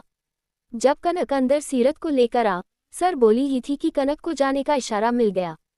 कनक सीरत को दिल की बहुत अच्छी लगी थी। उसके सामने रहते सीरत को थोड़ा अच्छा महसूस हो रहा था पर उसके जाते ही सीरत के माथे से पसीना फिर आने लगा। वो अपने कांपती आवाज में बोली, सर मेरा नाम सीरत है, मैं बस यहाँ आपसे रिक्वेस्ट करने आई हूँ, मेरे डैड की कंपनी को डूबने से बचा ले आप। सीरत ने जब अपना बात खत्म किया तो चेयर पर बैठा शख्स अपने चेयर को घुमा दिया। चेयर पर बैठे इंसान को देख सीरत हैरानी से देख धीमे से ही बोल पड़ी, कंची आंखों वाला यहाँ का सेव है। तभी एक कठोर आवाज सीरत को सुनाई दिया, क्या कहा तुमने? सीरत का बोला गया धीमा शब्द भी अक्ष के तेज कानों ने सुन लिया था। सीरत छत से हकला कर बोल पड़ी, कुछ नहीं सर। अक्ष सीरत की हकलाहट को देख पॉइंट पर आते हुए बोला, इसके बदले मुझे क्या मिलेगा? सीरत को कुछ भी समझ नहीं आया। वो अक्ष को अपनी बड़ी बड़ी चमकदार आंखों से देखने लगी। अक्ष अपने लेदर चेयर से उठ एक शेर की तरह अपने धीमे कदमों के साथ सीरत की तरफ जाने लगा। सीरत को ऐसा लग रहा था जैसे वो आज अक्ष का भोजन बनने वाली है। सीरत के पास जा अक्ष उसके चेहरे के थूनी को अपने दो लंबी पतली उंगलियों से पकड़ उसे ऊपर कर अपने कठोर आंखों में देखने के लिए मजबूर करते हुए फिर कोल्डली बोल पड़ा, तुम्हारे डैड के कंपनी को बचाने का मुझे क्या प्रॉफिट मिलेगा। सीरत के छोटे दिमाग में अक्ष के क्लियरली बोलने के बाद जाकर अक्ष का बात घुसा। वो अक्ष की कठोर आंखों को देख पूछी, आपको इसके बदले क्या चाहिए। अक्ष सीरत के करीब जा अपने कठोर डरा देने वाले आवाज में बहुत धीमे कोल्ड तरीके से बोला, तुम। अक्ष का कोल्ड आवाज सुन सीरत का रूह कांप गया, पर उसके पल्ले कुछ पड़ा नहीं। वो अपने बड़ी बड़ी डरे सहमे नजरों से अक्ष को देखने लगी तो अक्ष उससे थोड़ा दूर हो टेबल पर अपने शरीर को टिका बोला, बी माई गर्ल। अक्ष के बातों को सुन सीरत उसे अपने हैरानी से भरे बड़े बड़े आंखों से देखने लगी तो अक्ष एक कोल्ड मुस्कान के साथ अपने शब्द को धीरे धीरे कर कोल्ड तरीके से बोला, be my girl but as a slave and warm my bed every night like you did last night. Aksh के बातों को सुन हैरानी से सीरत अपने आंखों के पलकों को कई बार झपका कर बोल पड़ी, कल रात आप थे जिसके साथ मैं। इतना कह सीरत चुप हो गई। दूसरी तरफ अक्ष के चेहरे पर अब भी कोल्ड मुस्कान टिका हुआ था। वो सीरत के करीब जा कान में धीमे से बोला, तुम बिस्तर में बहुत अच्छी हो। अक्ष के बातों को सुन सीरत उसे खुद से दूर कर उसके चेहरे पर एक चांटा खींच कर लगाने वाली थी, पर अक्ष उसके छोटे से हाथ को अपने मजबूत हथेली के अंदर कसके दबा बोला, किटन, अगर तुम अपने डैड के डूबे बिजनेस को बचाना चाहती हो तो तुम्हारे पास सिर्फ यही रास्ता है, नहीं तो गेट आउट। अक्ष के मजबूती से उसका हाथ पकड़ने से सीरत की चमकदार आंखों में दर्द के कारण आंसू भर गया था। वो अपने आंसू से भरे आंखों से अक्ष को देखने लगी। सीरत की आंखें तीर की तरह अक्ष को चुभ रहा था। अक्ष उसके छोटे हाथ को आजाद कर दिया तो सीरत झट से अपने हाथ को अपने पास ले आए। अक्ष अपने लेदर चेयर पर जा बैठ कठोरता से बोला, सोचने के लिए तुम्हारे पास 30 सेकंड है। अक्ष का ये बात सुन सीरत झट से बोल पड़ी, अपने आप को बेचने के लिए मेरे पास सिर्फ 30 सेकंड है। अक्ष कोई जवाब न दे अपने हाथ में पहने डायमंड से बने एक्सपेंसिव रिस्ट वॉच को दिखा, अपने एक उंगली से अपने रिस्ट वॉच पर 2 बार अप डाउन किया। सीरत के हाथ पैर ठंडे पड़ने लगे थे, पर तभी सीरत के सामने उसका पूरा बचपन याद आने लगा जो उसने अपने पिता के साथ बिताया था। 30 सेकंड पार होने में सिर्फ 3 सेकंड बचा हुआ था तो अक्ष अपने ठंडे कठोर आवाज में बोला, 3, 2। अक्ष जैसे ही 1 बोलने वाला था सीरत झट से बोल पड़ी, मैं तैयार हूँ। अक्ष को पता था ये बच्ची तैयार हो ही जाएगी। अक्ष ने जैसे पूरा प्रिपरेशन करके रखा था कि लड़की अपने बिजनेस का सौदा अपने जिस्म के बदले ही करेगी। अक्ष ने पहले से ही कॉन्ट्रैक्ट पेपर तैयार कर लिया था। उसने एक कॉल किया तो रोबिन अपने हाथ में पेपर ले अंदर आ डेस्क पर रख चला गया। अक्ष अपने मुंह से शब्द कम कहता अपने उंगली से इशारा ज्यादा करता था। अक्ष ने अपने उंगली के इशारे से सीरत को अपने पास बुलाया। सीरत ये देख अपने कांपते पैर के साथ अक्ष के पास गई तो अक्ष कॉन्ट्रैक्ट पेपर बड़ा बोला, सिग्नेचर। सीरत फाइल को पकड़ पूछी, ये क्या है। अक्ष अपने चेयर को हल्का मोड़ सीरत का कोमल हाथ पकड़ अपने गोद में खींच उसके कान में जा अपने डरा देने वाले आवाज में कोल्डली बोला, कॉन्ट्रैक्ट पेपर। सीरत अपनी कांपती हुई आवाज में पूछी, क्या मैं इसे पढ़ सकती हूँ। अक्ष अपने गर्म सांसों को छोड़ते हुए ही उसके कान में सेडेक्टिवली बोला, ऑफ कोर्स बेबी। अक्ष का आवाज बहुत अट्रैक्टिव होने के साथ बहुत डरावना था, जिस कारण सीरत को अपने शरीर में झंझनाहट के साथ डर के कारण कंपाहट महसूस होने लगा। उसने अपने कांपती हुई हाथों से फाइल को पढ़ना स्टार्ट किया। कॉन्ट्रैक्ट में लिखा कंडीशन पर सीरत हैरान रह गई। पहला कंडीशन था कि सीरत को अपने हर काम करने से पहले अक्ष से इजाजत लेना होगा। दूसरा कंडीशन, वो अपने घर नहीं जा सकती है। तीसरा कंडीशन, उसे अपने घर वालों से मिलने का इजाजत नहीं है। चौथा कंडीशन, वो कॉलेज जा सकती है पर किसी को अपने तरफ आकर्षित होने नहीं दे सकती, ना ही खुद किसी दूसरे मर्द की तरफ आकर्षित हो सकती है। पांचवा कंडीशन, कॉलेज से सीधा उसे अक्ष के मेंशन आना होगा। 1 मिनट भी देरी हुआ तो उसे पनिशमेंट मिलेगा। यहाँ तक कि 5 में से एक भी कंडीशन का पालन सीरत सही तरीके से नहीं की तो उसे पनिशमेंट मिलेगा। सीरत ने झट से सवाल किया, मैं अपने परिवार से क्यों नहीं मिल सकती हूँ। अक्ष ने अपने धीमे आवाज में बोला, because you are my slave.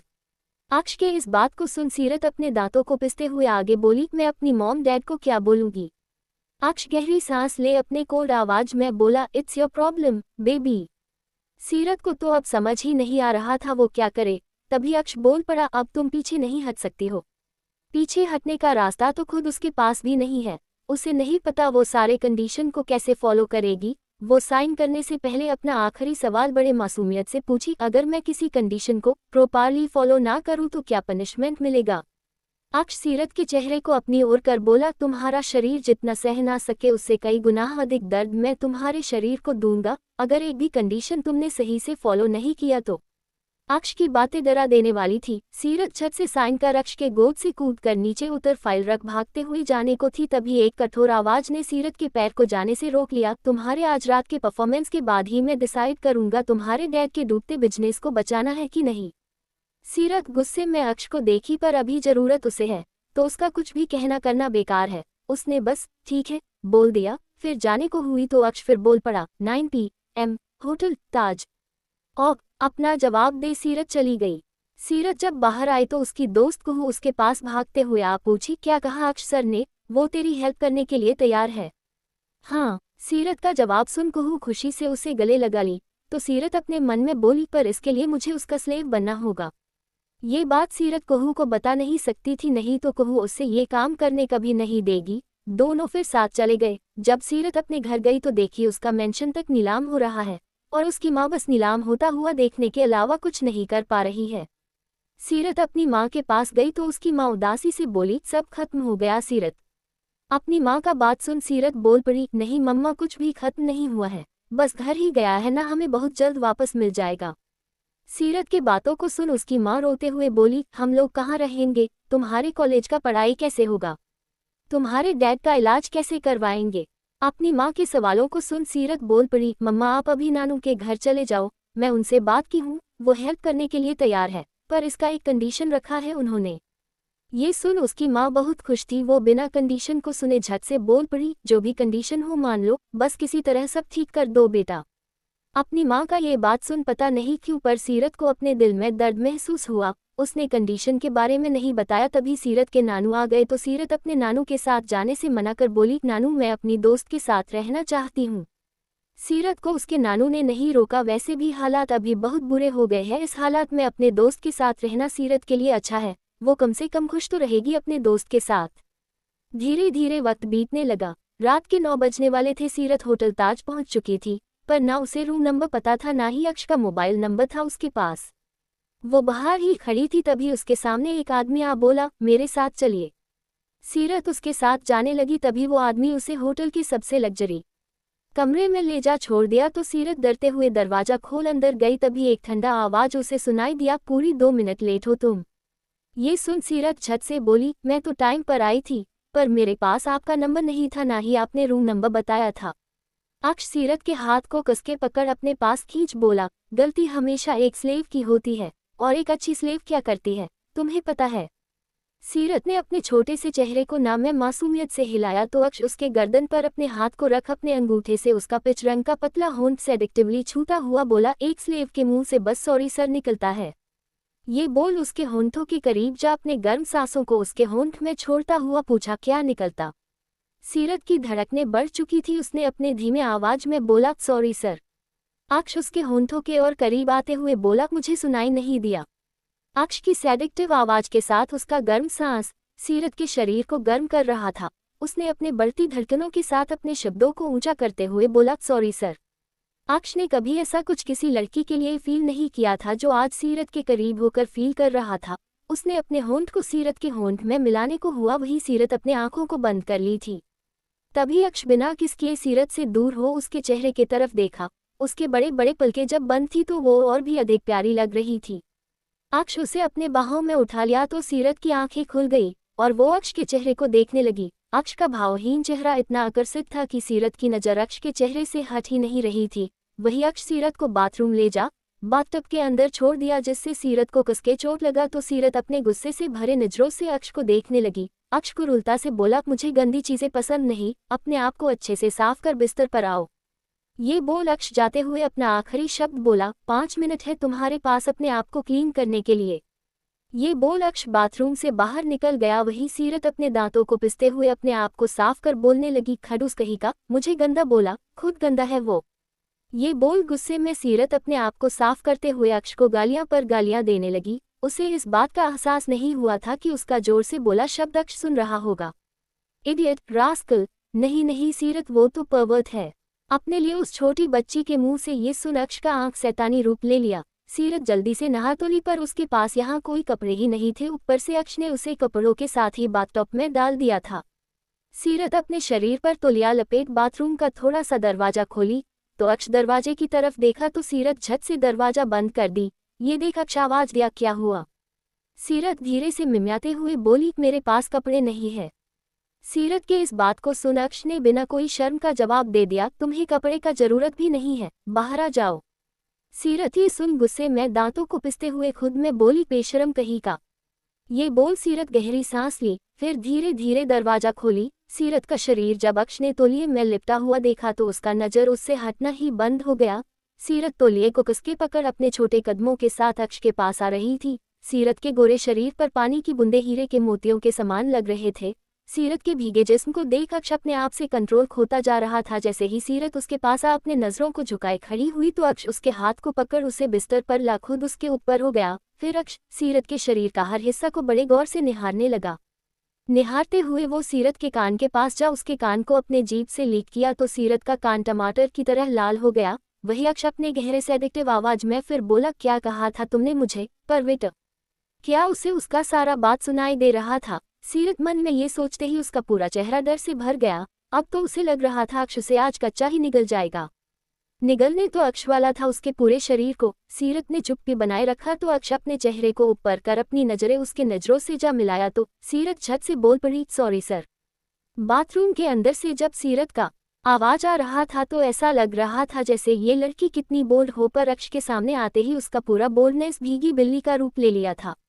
अक्ष उसके पिच रंग के होंठों को अपने अंगूठे से सेडिक्टिवली सहलाते हुए बोला, किटन ये अच्छा है, पहले गलती करो फिर बस माफी मांग लो, पर अक्ष रायचंद्र को अभी माफी नहीं चाहिए। सीरत अपने आंखों को बड़ी बड़ी कर पूछी, तो क्या चाहिए? अक्ष बिना कोई जवाब दिए उसके होंठों पर जा प्यार से चूमने लगा। ये एहसास सीरत के शरीर में झंझनाहट पैदा कर दिया। वो अक्ष के कंधे पर अपने छोटे से हाथ को रख ली, तभी अक्ष का प्यार भरा किया किसी जानवर का रूप लेने लगा। वो उसके होंठों को कुरूलता से चूसे जा रहा था। सीरत को अपने कोमल होंठों में दर्द होने लगा। वो उसे खुद से दूर करने लगी तो अक्ष उसके दोनों हाथ को ऊपर कर कसके पकड़ कुरूलता से बोला, हर रात मेरे साथ बिताना तुम्हारे लिए किसी नर की तरह होगा। अक्ष के इस बात को सुन सीरत अपने मासूमियत से भरे महीन आवाज में पूछी, हम मानते हैं हम अपने आप को आपके पास बेच दिए हैं, पर आप हमारे साथ ऐसा सलूक क्यों कर रहे हैं? अक्ष उसके गालों को कसके पकड़ बोला, एक अच्छी स्लेव की तरह बिहेव करो, मुझे सवाल सुनना पसंद नहीं है। ये बोल अक्ष फिर अपने होंठ उसके होंठ में रख कुरूलता से चूमने लगा। सीरत की आंखों से आंसू बहने लगा था। जब अक्ष ने सीरत की चमकती आंखों में आंसू देखा तो वो उसके होंठों से दूर हो उसके बहते आंसू को अपने अंगूठे से पोंछ बोला, ये तो अभी शुरुआत है किटन। अक्ष का कठोर बातें सुन सीरत के मन में डर भर गया, पर वो अपने आप को बेच चुकी थी। उसके पास अक्ष के दिए दर्द को सहने के अलावा कुछ नहीं बचा था। अक्ष उसके होंठों को और तकलीफ न देते हुए उसे प्यार से चूमा। ये शायद सीरत के आंसू ही था जिस कारण वो सीरत पर नरमी बरतने लगा था।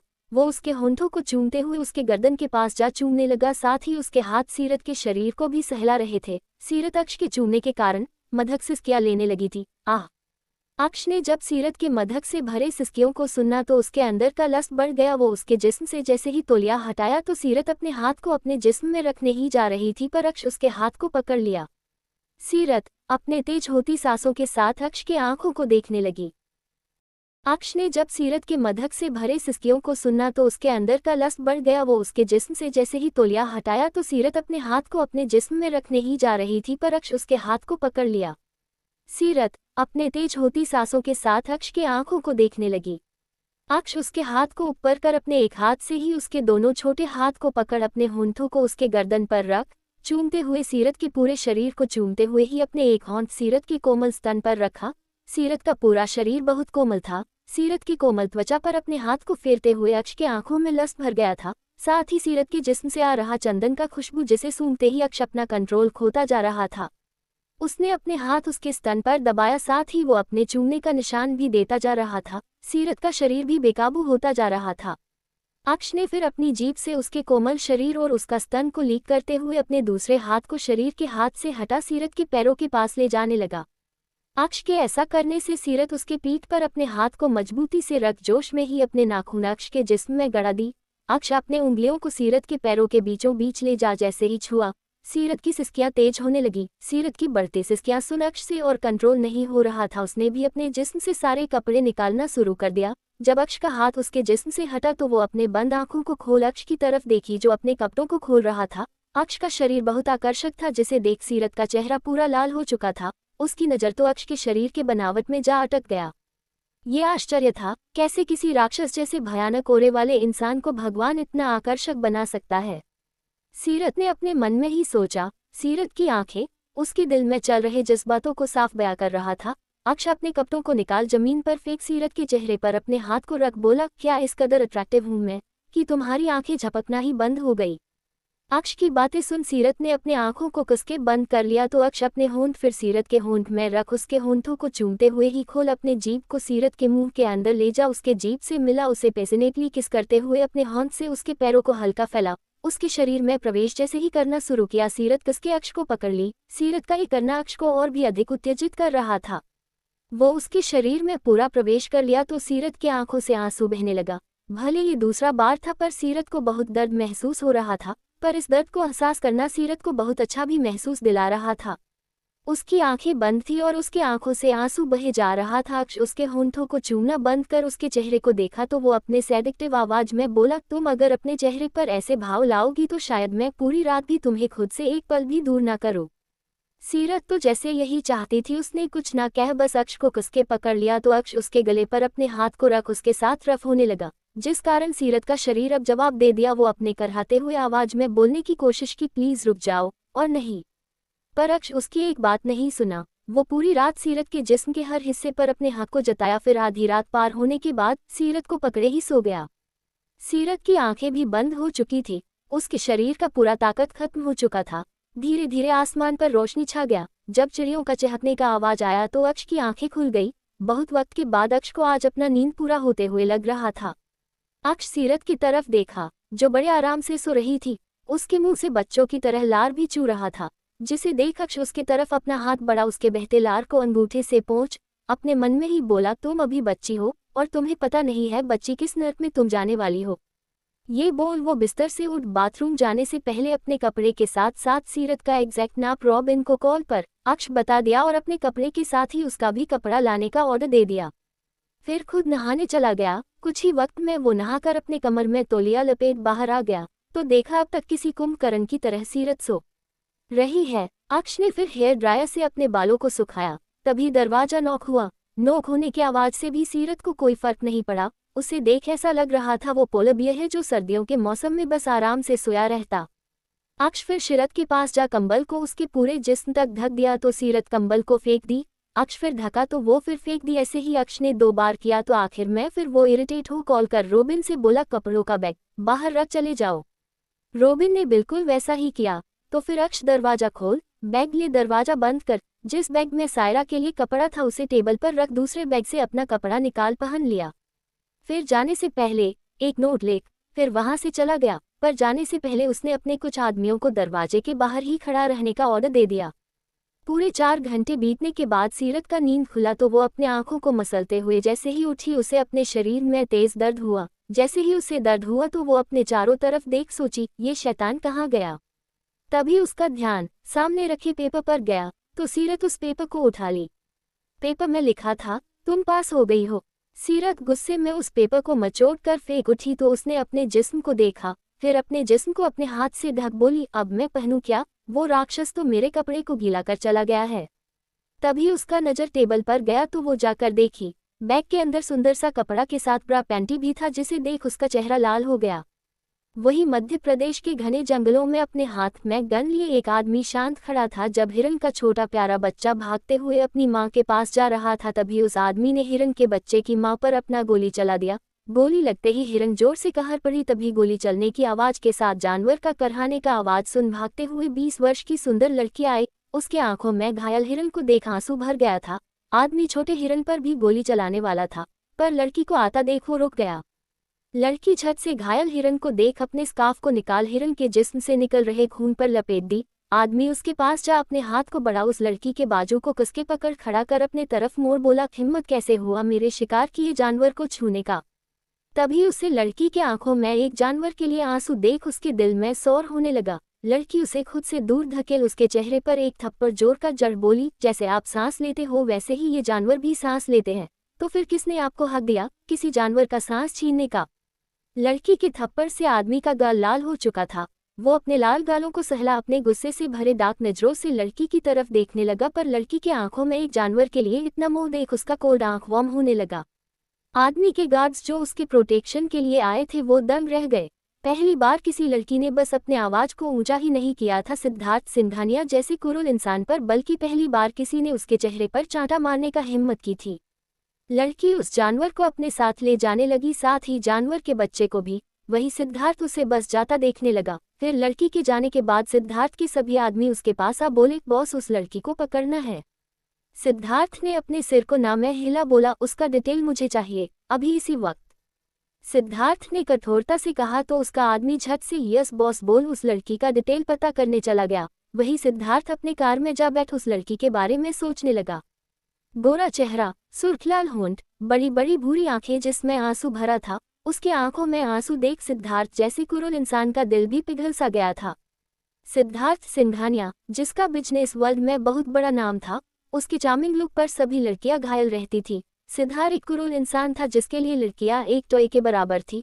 उसने आज तक लड़कियों को अपने जरूरत के लिए रखा था। उसे सभी लड़कियां एक जैसी लगती थी जो उसके चेहरे और रुतबे को देख उसके लिए कुछ भी करने को तैयार हो जाए, पर आज पहली बार सिद्धार्थ ने ऐसी लड़की को देखा था जो उन सारी लड़कियों से अलग थी। दूसरी तरफ होटल के कमरे में सीरत ने जब नहाकर उस ड्रेस को पहन लिया तो उसके चेहरे पर मुस्कान छा गया। लाइट पिंक खिले वन पीस में सीरत बिल्कुल तितली की तरह लग रही थी। उसने अपने लंबे बालों को खुला ही छोड़ बस अपने पर्स में जो वो ढेर सारे क्लिप्स रखती थी क्यूट क्यूट सा उसे निकाल अपने बालों में लगा ली। फिर अपने सैंडल पहन जैसे ही कमरे से बाहर निकली तो ढेर सारे गार्ड्स को देख हैरान रह गई। एक गार्ड आगे आते हुए बोला, बॉस आपको हमारे साथ चलने बोले हैं। सीरत कॉलेज के लिए ऑलरेडी लेट हो चुकी थी। वो कॉलेज तो जा नहीं सकती थी तो उसके साथ ही जाने लगी। वैसे भी उसके पास अपना घर तक भी नहीं था और न ही पैसे थे जिससे वो अपने पेट को भर भी सके। उसे जोरों का भूख लगा था। उसने अपने मन में ही बोला, कैसा आदमी है ये, ड्रेस के साथ खाना भी भेजवाना चाहिए था, एक तो पूरी रात। इतना बोल वो अपने शब्दों को पूरा की भी नहीं थी कि उसका चेहरा लाल हो गया। रात का सीन याद करते ही कुछ ही वक्त में सीरत सभी के साथ बाहर आ गई। फिर उसके लिए एक गार्ड ने कार का दरवाजा खोल दिया तो वो कार के अंदर जा बैठ गई। उसे फिर अपने साथ ले जाया गया। दूसरी तरफ एक आदमी लड़की के डिटेल के साथ सिद्धार्थ के पास आया। सिद्धार्थ डिटेल को बड़े गौर से पढ़ने लगा, तभी उसका आंख डार्क हो गया। उसने डिटेल को साइड में रख बोला, आरजू रायचंद्र, भरत रायचंद्र और प्रिया रायचंद्र की बेटी। ये बोलते ही उसके चेहरे पर गुस्सा छा गया। वही आरजू उस घायल हिरन को अपने साथ जानवर के डॉक्टर के पास ले गई। आरजू की आंखों से अब भी आंसू बहे जा रहा था। दूसरी तरफ कुछ वक्त के बाद कार रुका। अक्ष की कंपनी को देख सीरत पूछ पड़ी, आप मुझे यहाँ क्यों लेकर आए हैं। तभी बाहर से रोबिन ने कार का दरवाजा खोल बोला, लड़की मेरे साथ चलो। रोबिन का ऑरा डरावना था सीरत के प्रति। वो झट से उतर रोबिन के पीछे पीछे जाने लगी। रोबिन सीरत को अक्ष के पर्सनल एलिवेटर से ले जाने लगा। कुछ ही वक्त में सीरत अक्ष के केबिन में थी। अक्ष अपना खूंखार नजर उठा सीरत की तरफ किया, फिर कठोर आवाज के साथ बोला, वहां बैठ जाओ। सीरत भी अक्ष के बात को मानने के अलावा कुछ नहीं कर सकती थी। वो शांति से जा बैठ गई। तभी अक्ष की सेक्रेटरी ने दरवाजा को नॉक किया तो अक्ष उसे अपने कठोर आवाज में आने का ऑर्डर दे दिया। सेक्रेटरी झट से अपने हाथ में पकड़े खाने का बॉक्स सीरत के सामने रख दी। खाना देख सीरत बहुत खुश थी। वो झट से सारे खाने को देखने लगी। तभी उसका मुंह बन गया क्योंकि खाना के नाम पर सारे ग्रीन वेजिटेबल साथ में सैलेड और नॉर्मल रोटी था। इतना सादा खाना सीरत को बिल्कुल भी पसंद नहीं था। सीरत को खाना ना छूता देख अक्ष उसकी तरफ अपने कठोर नजर को किया तो सीरत झट से खाना खाना शुरू कर दी। वही दूसरी तरफ जब आरजू को पता चला हिरन अब बिल्कुल ठीक है तो उसे बहुत खुशी महसूस हुआ। फिर आरजू डॉक्टर से हिरन को अपने साथ ले जाने का बात की तो डॉक्टर ने अभी उसे हॉस्पिटल में ही रखने का बात बोल दिया। दूसरी तरफ बड़े से खाली ग्राउंड के सामने अपने लग्जरी कार पर लदा सिद्धार्थ मोदी अपने आंखों से चश्मे को हटा बोला, उसके पूरे एनिमल फर्म को जलाकर राख कर दो। सिद्धार्थ का ऑर्डर सुन सेक्रेटरी बोलने का हिम्मत किया, सर ऐसा करना ठीक नहीं होगा उस मासूम। सेक्रेटरी इतना बोला ही था कि तभी उसके गालों पर एक जोरदार थप्पड़ मिला। खाली ग्राउंड में थप्पड़ का शोर गायब हो चुका था, पर सिद्धार्थ के हाथ के निशान के साथ साथ उसके अंगूठी से बने निशान से खून आने लगा। सिद्धार्थ का गुस्सा सभी को भली भांति पता था। जो वहां मौजूद थे वो सब डर से अपना अपना काम करने लगे। वही सेक्रेटरी अपने चेहरे को झुकाए खड़ा था तो सिद्धार्थ उसके कॉलर को पकड़ कठोरता से बोला, जैसा कहा वैसा करो, नहीं तो अंजाम बहुत बुरा होगा। सेक्रेटरी आगे कुछ ना बोल, जैसा सिद्धार्थ बोला वैसा ही करने चला गया। धीरे धीरे वक्त बीतने लगा। शाम का वक्त हो चुका था। आरजू हिरन के बच्चे को अपने साथ फर्म ले पहुंच चुकी थी। तभी उसने देखा उसका जानवरों से भरा फर्म जल रहा है और वहां काम करने वाले लोग बेहोश पड़े हैं बाहर। आरजू झट से हिरन के बच्चे को अपने गोद से उतार जलते हुए आग की तरफ भागी जानवरों को बचाने के लिए। दूर खड़े लग्जरी कार के अंदर में सिद्धार्थ अपने दूरबीन से आरजू का तड़प देख रहा था। जब आरजू बिना अपनी परवाह किए आग के लपटों के अंदर भागते हुए चली गई तो ये देख सिद्धार्थ का दूरबीन उसके हाथ से खिड़की से नीचे जमीन पर जा गिरा तो वो जल्दी से फिर कार का दरवाजा खोल भागते हुए फर्म की तरफ जाने लगा। आरजू जानवरों के साथ आग में ही फंस चुकी थी। सिद्धार्थ उस आग के लपटों के अंदर जाने की कोशिश करते हुए बोला, डैमेट, कैसी बेवकूफ लड़की है ये बोल वो किसी तरह आग के अंदर गया। अपने बॉस को आग में जाता देख उसके आदमी जल्दी से उस आग को बुझाने के लिए फिर ब्रैकेट बुलाने के बाद खुद भी सामने की टंकी से पानी निकाल डालना शुरू कर दिए। वही सिद्धार्थ अंदर जा देखा, आरजू धुएं की वजह से बेहोश हो चुकी थी। सिद्धार्थ ने फिर अपने कोट को खोल आरजू के शरीर में धक उसे अपने बाहों में उठा लिया। फिर वो उस आग से आरजू को ले निकलने वाला था। तभी उसने छोटे छोटे जानवरों को देखा जो अपनी जिंदगी को बचाने से ज्यादा अपने बच्चों की जिंदगी को बचाने का कोशिश कर रहे थे। पहली बार सिद्धार्थ को अपना लिया फैसला गलत लगने लगा, पर वो अभी अपने फैसले के बारे में ना सोच आरजू को अपने बाहों में उठाए किसी तरह आग से बाहर निकल गया। तभी उसने देखा उसके आदमी उस आग को बुझाने का कोशिश कर रहे हैं तो सिद्धार्थ आरजू को अपने बाहों में ही लिए अपने आदमियों के पास गया तो उसके आदमी अपने बॉस को सही सलामत देख बहुत सुकून महसूस कर रहे थे। पर तभी सिद्धार्थ चिल्लाते हुए बोला, एक भी जानवर मरने नहीं चाहिए, नहीं तो मैं तुम सबको मार डालूंगा। तभी सेक्रेटरी अपने मन में ही बोला, अजीब सन की इंसान है, पहले तो मारने के लिए धमकी दे रहे थे, अब बचाने के लिए दे रहे हैं।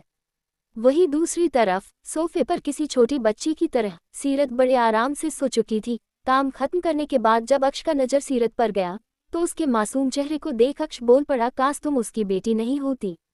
ये बोल वो अपने गहरे सांस को ले छोड़ते हुए अपने जगह से उठ सीरत के पास जा उसे अपने बाहों में उठा लिया। सीरत अक्ष के बाहों में जाते ही उसके शर्ट को कसके पकड़ नींद में ही बोली, डैडी, आपकी प्रिंसेस आपको कुछ नहीं होने देगी। सीरत ने जब ये कहा तो गुस्से में अक्ष उसे अपने बाहों से छोड़ दिया, जिस कारण वो सीधे जमीन पर जा गिरी और उसे अपने कमर पर जोरों का दर्द हुआ, साथ ही उसके आंख भी खुल चुके थे। वो अपने बड़े बड़े आंखों को खोल गुस्से में अपने सामने खड़े अक्ष को देख मासूमियत से भरे आवाज में बोली, आपने मुझे गिराया क्यों? तभी अक्ष उसके सामने जा उसके गालों को कसके पकड़ बोला, तुम्हारे जुबान से अब अपने परिवार के एक सदस्य का भी नाम नहीं निकलना चाहिए, नहीं तो मैं तुम्हारे बाप का डूबता बिजनेस को और डूबा दूंगा। अक्ष का खतरनाक आवाज में बोला शब्द सुन डरी सहमी सी सीरत अपने हकलाती जुबान के साथ बोली, मैंने तो किसी का नाम ही नहीं लिया है, तो फिर आप ऐसा क्यों बोल रहे हो? अक्ष सीरत के मासूमियत से भरे आवाज को सुन अपने आंखों को बंद कर अपने आगे आए बाल को ऊपर कर अपने आंखों को धीरे से खोल खड़ा हो बिना कुछ कहे सीरत को अपने बाहों में उठा ले जाने लगा।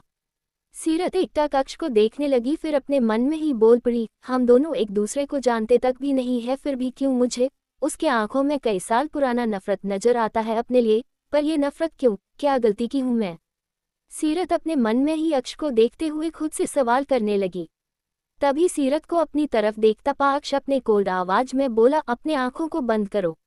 सीरत ने अपने बड़े बड़े आंखों को झपकाया तक भी नहीं। अक्ष उसके मासूम आंखों को देख अपने मन में ही बोला, मैं अपने आप को डूबने नहीं दे सकता हूँ। अपने आप में ही ये कह एलिवेटर के अंदर जा उसे अपने बाहों से उतार उसके तरफ देखना बंद कर दिया।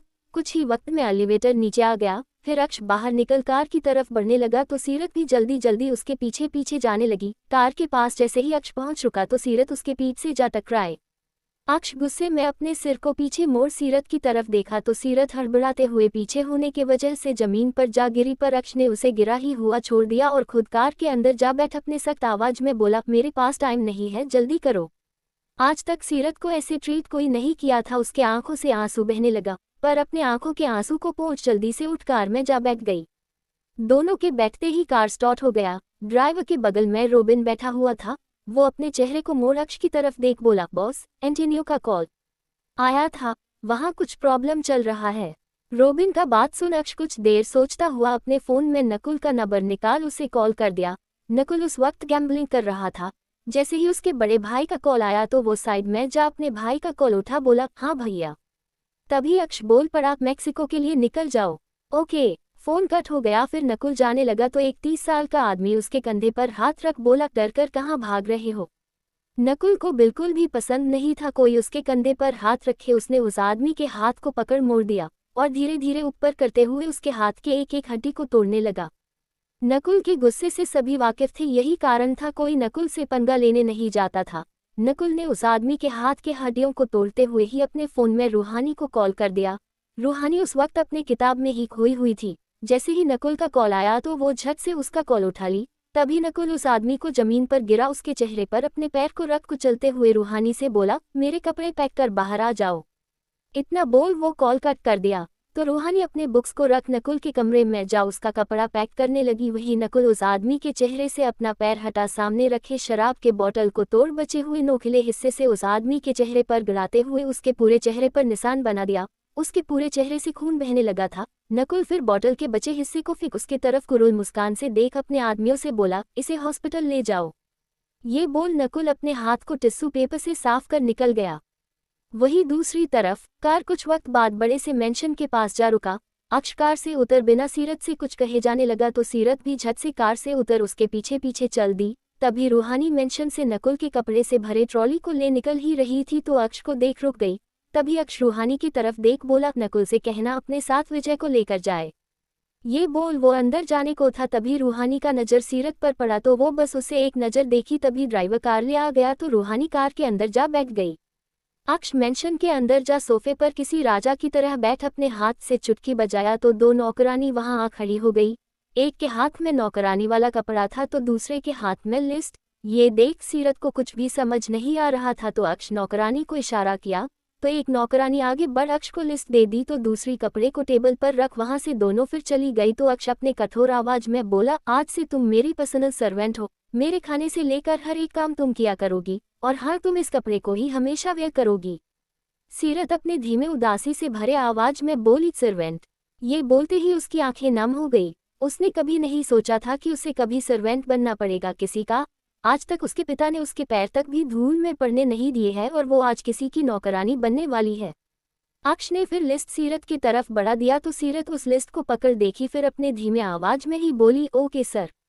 ये बोल अपने सर्वेंट के कपड़े को पकड़ अक्ष की तरफ देखी तो अक्ष अपने उंगली के इशारे से बोला, सर्वेंट रूम उस तरफ है। सीरत कपड़े को कसके पकड़ अपने आंसू को दबाए सर्वेंट रूम की तरफ जाने लगी। अक्ष के दिल में उमड़ रहा सीरत के प्रति प्रेम क्या उसके बदले को खत्म कर पाएगा या फिर अपने दिल में जाग रहे प्यार को अक्ष अपने दिल में ही दफन कर देगा। सर्वेंट रूम में जैसे ही वो कदम रखी तो सीनियर सर्वेंट उसके तरफ अपने कोर नज़र से देख बोली, सर को सब कुछ टाइम पर चाहिए होता है तो ध्यान रखना कोई गड़बड़ नहीं होना चाहिए। ये बोल सीनियर मेड सीरत को उसका कमरा दिखा बाहर चली गई। सीरत जो आंसू दबाए रखी थी उसके आंखों से रेत की तरह बहने लगा। वो रोते हुए ही अपने कपड़े को बदलने लगी। दूसरी तरफ अपने प्राइवेट जेट के पास नकुल रूहानी के आने का ही इंतजार कर रहा था। जैसे ही रूहानी कार से उतर नकुल के पास गई तो नकुल उसकी तरफ अपने गुस्से से भरे नज़र से देखा। तभी रूहानी अपने सिर को झुकाए झट से बोल पड़ी, वो ट्रैफिक ज़्यादा था। नकुल एक गहरी सांस ले अपने ट्रॉली को उसके हाथ से ले लिया। तभी रूहानी को नकुल के हाथ में चोट दिखा। उस आदमी को मारते वक्त नकुल के हाथ में खरोंच पड़ गया था। खरोंच को देख रूहानी झट से उसके हाथ को पकड़ बोली, आज फिर तुमने लड़ाई किया है। नकुल अपने हाथ को झटक गुस्से में बोला, अपने पढ़ाई पर फोकस करो, मुझ पर नहीं। ये बोल नकुल अपने ट्रॉली को ले प्राइवेट जेट पर जा बैठने को था तभी रूहानी बोल पड़ी, भैया ने विजय भैया को अपने साथ लेकर जाने बोला है। ये सुन नकुल कोई जवाब न दे बस अंदर जाकर बैठ गया तो रूहानी के चेहरे पर निराशा छा गया। जब भी वो नकुल की परवाह करती तो उसे हमेशा नकुल का गुस्सा सहना पड़ता था। वो उदासी से कार के अंदर जा बैठ गई तो ड्राइवर फिर कार स्टार्ट कर दिया।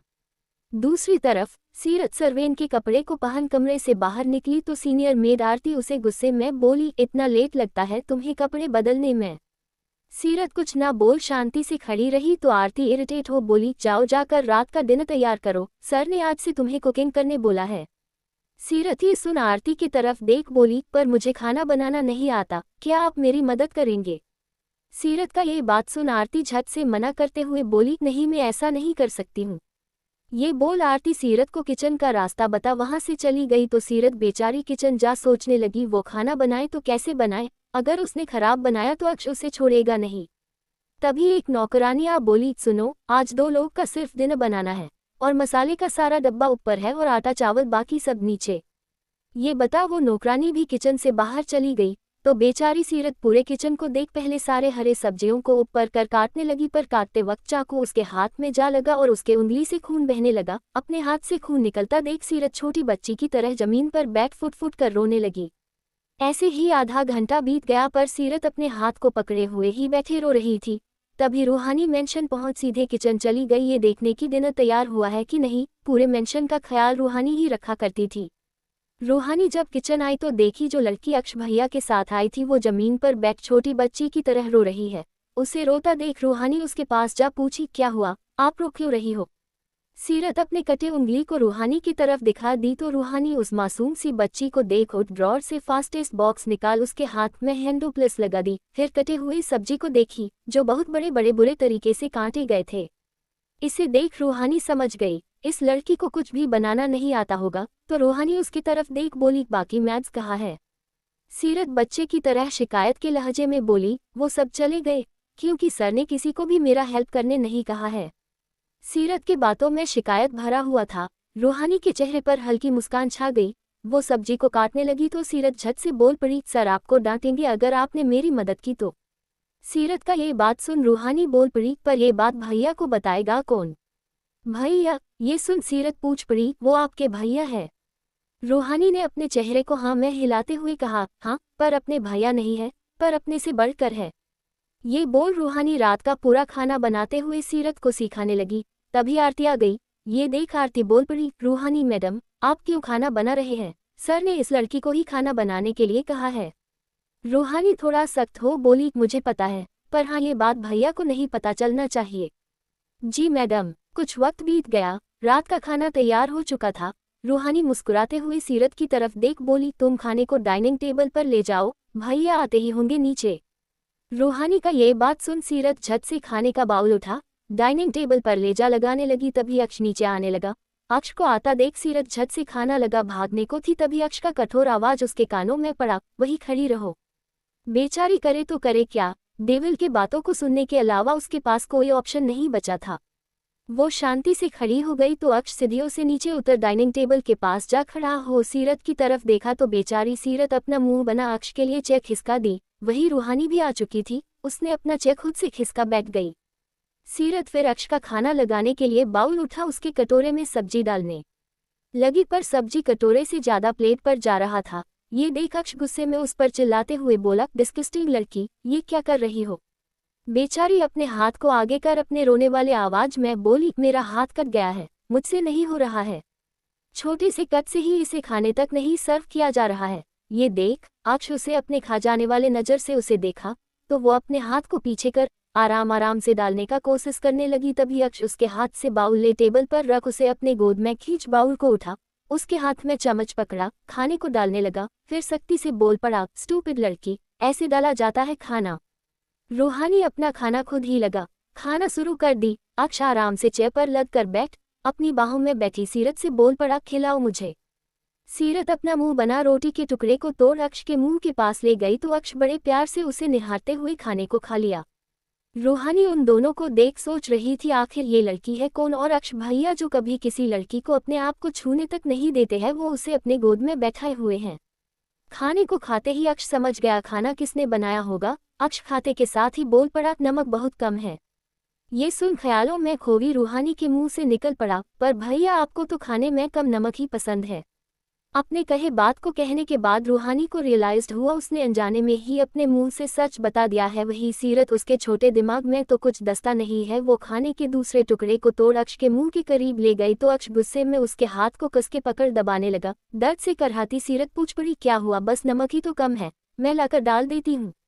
बेचारी पर रूहानी को दया आने लगा। रूहानी ने अपने सिर को झुका लिया। वही अक्ष अपने कठोर आवाज में पूछा, ये खाना तुमने बनाया है। बड़े सफाई से सीरत झूठ बोल पड़ी, हाँ हाँ मैंने बनाया है, देखो इसके कारण मैं कट भी गई। अक्ष उसके हाथ में पकड़े खाने को अपने मुंह में ले उसके हाथ को छोड़ बोला, अच्छा तो जाओ मेरे लिए कुछ और बनाकर लाओ, मुझे ये नहीं खाना है। ये सुनते ही सीरत का मुंह लटक गया। वो अक्ष की तरफ देखने लगी तो अक्ष सख्ती से बोला, सिर्फ 15 मिनट है तुम्हारे पास, जाओ। सीरत झट से उठ भागते हुए किचन चली गई तो अक्ष रूहानी को सख्ती से देखा तो रूहानी अपने सहमे हुए आवाज में बोल पड़ी, भैया उसे कुछ बनाना नहीं आता है और वो अभी बच्ची ही है, तो बस मैं उसकी थोड़ी मदद कर दी। अक्ष गहरी सांस लेते हुए बोला, रूहानी तुम्हारा एग्जाम आ रहा है, अपने एग्जाम पर फोकस करो, उस लड़की पर नहीं। ये बोल अक्ष अपने खाने को खाने लगा। उसे पता था जो भी सीरत बनाकर लाने वाली है वो खाने लायक तो बिल्कुल नहीं होगा। अपने खाने को खत्म कर अक्ष वहीं बैठा रहा। दूसरी तरफ रूहानी खाने को खा वहां से चली गई। पूरे 15 मिनट होने के बाद सीरत अपने हाथ में नूडल्स बनाकर ले आए और अक्ष के सामने रख अक्ष का खाली प्लेट देख अपना मुंह बना मन में ही बोली, जब इसने खाना खत्म ही कर दिया है तो मुझे खाना फिर बनाने क्यों भेजा। वही नूडल्स को देख अक्ष कांटा वाला चम्मच से नूडल्स को उठा ऊपर कर देख बोला, रात के डिनर में नूडल्स कौन खाता है, बेवकूफ लड़की। तभी सीरत बोल पड़ी, मैं खाती हूँ। सीरत का ये बात सुन उसके तरफ नूडल्स का बाउल कर बोला, फाइन खाओ। तो जानबूझकर सीरत ने नूडल्स में ढेर सारा लाल मिर्च डाल दी थी। जब अक्ष ने उसे खाने को कहा तो बेचारी के माथे से पसीना आने लगा। अक्ष नूडल्स को देखते ही समझ गया था कुछ तो गड़बड़ की है ये लड़की। वैसी भी नूडल्स देख खाने लायक बिल्कुल भी नहीं लग रहा था। बेचारी सीरत उस नूडल्स को देख बोल पड़ी, मैं कैसे खा सकती हूँ, ये तो आपके लिए है। अक्ष उसके हाथ को पकड़ अपने बाहों में खींच बोला, किटन मैं ही चाहता हूँ कि तुम खाओ। ये बोल अच्छे से नूडल्स को कांटे वाले चम्मच में भर कर ले सीरत के मुंह के पास ले गया, पर सीरत उसे खा नहीं रही थी तो अक्ष उसके मुंह में ले जा जबरदस्ती ठूस दिया, जिस कारण चम्मच का नोक सीरत के होंठ में जा लगा और उसके कोमल होंठ से थोड़ा थोड़ा खून बहने लगा। पर अक्ष को कोई फर्क नहीं पड़ा, वो वैसे ही उसे जबरदस्ती खिलाने लगा तो सीरत की आंखों से तीखे और होंठ में हो रहे जलन के कारण आंसू बहने लगा। अक्ष अपने कठोर आवाज में उसके कान के पास जा बोला, बहुत तीखा है, तब तो तुम्हें इतना मिर्ची डालना ही नहीं चाहिए था। ये बोल उसे पूरा नूडल्स खिलाया। अक्ष यहाँ तक कि सीरत को पानी तक भी पीने नहीं दे रहा था। जब पूरा नूडल्स खत्म हो गया तो पानी पर झट से झपट्टा मारने गई सीरत पर अक्ष ग्लास को अपने हाथ में ले बोला, पहले सच बताओ, खाना किसने बनाया था। तीखी से बेहाल सीरत रोते हुए झट से बोल पड़ी, आपकी बहन ने, अब पानी दे दो। सीरत के मुंह से सच सुन अक्ष उसके सामने टेबल पर धीरे धीरे पानी गिराते हुए बोलने लगा, गलती करने पर सिर्फ सजा मिलता है, किटन। ये बोल उसके सामने पूरा पानी गिरा ग्लास टेबल पर रख उसके जबड़े को कसके पकड़ अपने तरफ कर उसके कोमल होंठ को जानवर की तरह चूमने लगा। चूमते हुए वो उसके होंठ के नीचे हिस्से को अपने दांत से दबा दिया था, जिस कारण दर्द से सीरत अक्ष को अपने आप से दूर करने लगी तो अक्ष उसके दोनों हाथ को पकड़ उसे अपने गोद में उठा अपने साथ ले जाने लगा तो सीरत जोर जोर से चिल्लाने लगी। तभी वहां काम कर रही मैड्स देखने लगी। अक्ष सीरत को अपने कमरे में ले जा बिस्तर पर पटक अपने खतरनाक आवाज में बोला, कहा था ना किटन, हर गलती की सजा तुम्हें अपने शरीर से देना पड़ सकता है। सीरत डर से कोने में जा अपने पूरे शरीर को समेट ली थी। वही दूसरी तरफ आरजू की आंखें खुली तो वो अपने सामने उसी आदमी को देख गुस्से में चिल्ला कर बोली, तुम। सिद्धार्थ अपने कोर मुस्कान के साथ आरजू को देख बोला, हाँ मैं, क्यों अच्छा नहीं लगा मुझे दोबारा देखकर। आरजू उस अनजान आदमी के बकवास को सुनने में कोई दिलचस्पी नहीं ले रही थी। वो झट से पूछ पड़ी, तुम मुझे कहाँ लेकर आए हो और मेरा फम। आरजू के सवालों को सुन एक कोर मुस्कान के साथ सिद्धार्थ बोला, पूरा फम तो जल गया है, एक जानवर भी जिंदा नहीं बचा है। ये सुनते ही आरजू के आंखों से आंसू के रेत गिरने लगे। आरजू के बड़े बड़े आंखों से बहता आंसू मोती की तरह चमकदार थी। उसके आंसू देख एक पल के लिए सिद्धार्थ को भी अपने दिल में उसके आंसू देख तकलीफ महसूस होने लगा, पर वो आरजू के लिए बुरा फील कभी नहीं करने वाला था। वही दूसरी तरफ अक्ष ने सीरत के हाथ को बांध उसके जिस्म से कपड़े निकाल अपने एक उंगली से उसके जिस्म को उसके सिर से लेकर नाभि तक सेडिक्टिवली उंगलियों फेरा। अक्ष का ऑरा अभी किसी भूखे जानवर के समान हो गया था और सीरत उसके लिए उसकी छोटी जानवर जिससे वो अपनी भूख मिटाने वाला था। सीरत को बहुत डर लगने लगा। जब भी अक्ष उसे गुस्से से छूता तो वो उसे बहुत तकलीफ देता था, जिसे उसके लिए सहना बहुत मुश्किल हो जाता था। अक्ष ने फिर उसके जख्मी होठों को अपने दो उंगली से दबाने लगा, जिस कारण सीरत को बहुत दर्द महसूस हो रहा था। अक्ष उसके करीब जा बोला, दर्द हो रहा है। सीरत अपने दर्द को भी जाहिर नहीं कर सकती थी। अक्ष उसके करीब जा उसके होंठों को जानवर की तरह चूमने लगा। सीरत के कोमल होंठों पर बार बार उसके दांत गड़ाने से खून बहने लगा तो अक्ष वैपाया की तरह ही उसके खून के हर एक बंद को वो चूसने लगा था। अक्ष फिर उसके शरीर के हर हिस्से को अपने दांत से काटते हुए निशान बनाए जा रहा था।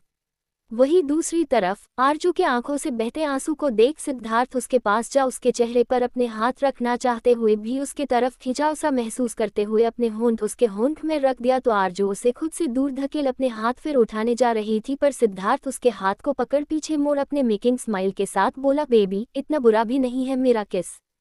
आरजू उसे घूरकर देखी तो सिद्धार्थ उसके हाथ को छोड़ मुस्कुराते हुए बोला, तुम्हारे जानवरों को कुछ नहीं हुआ है।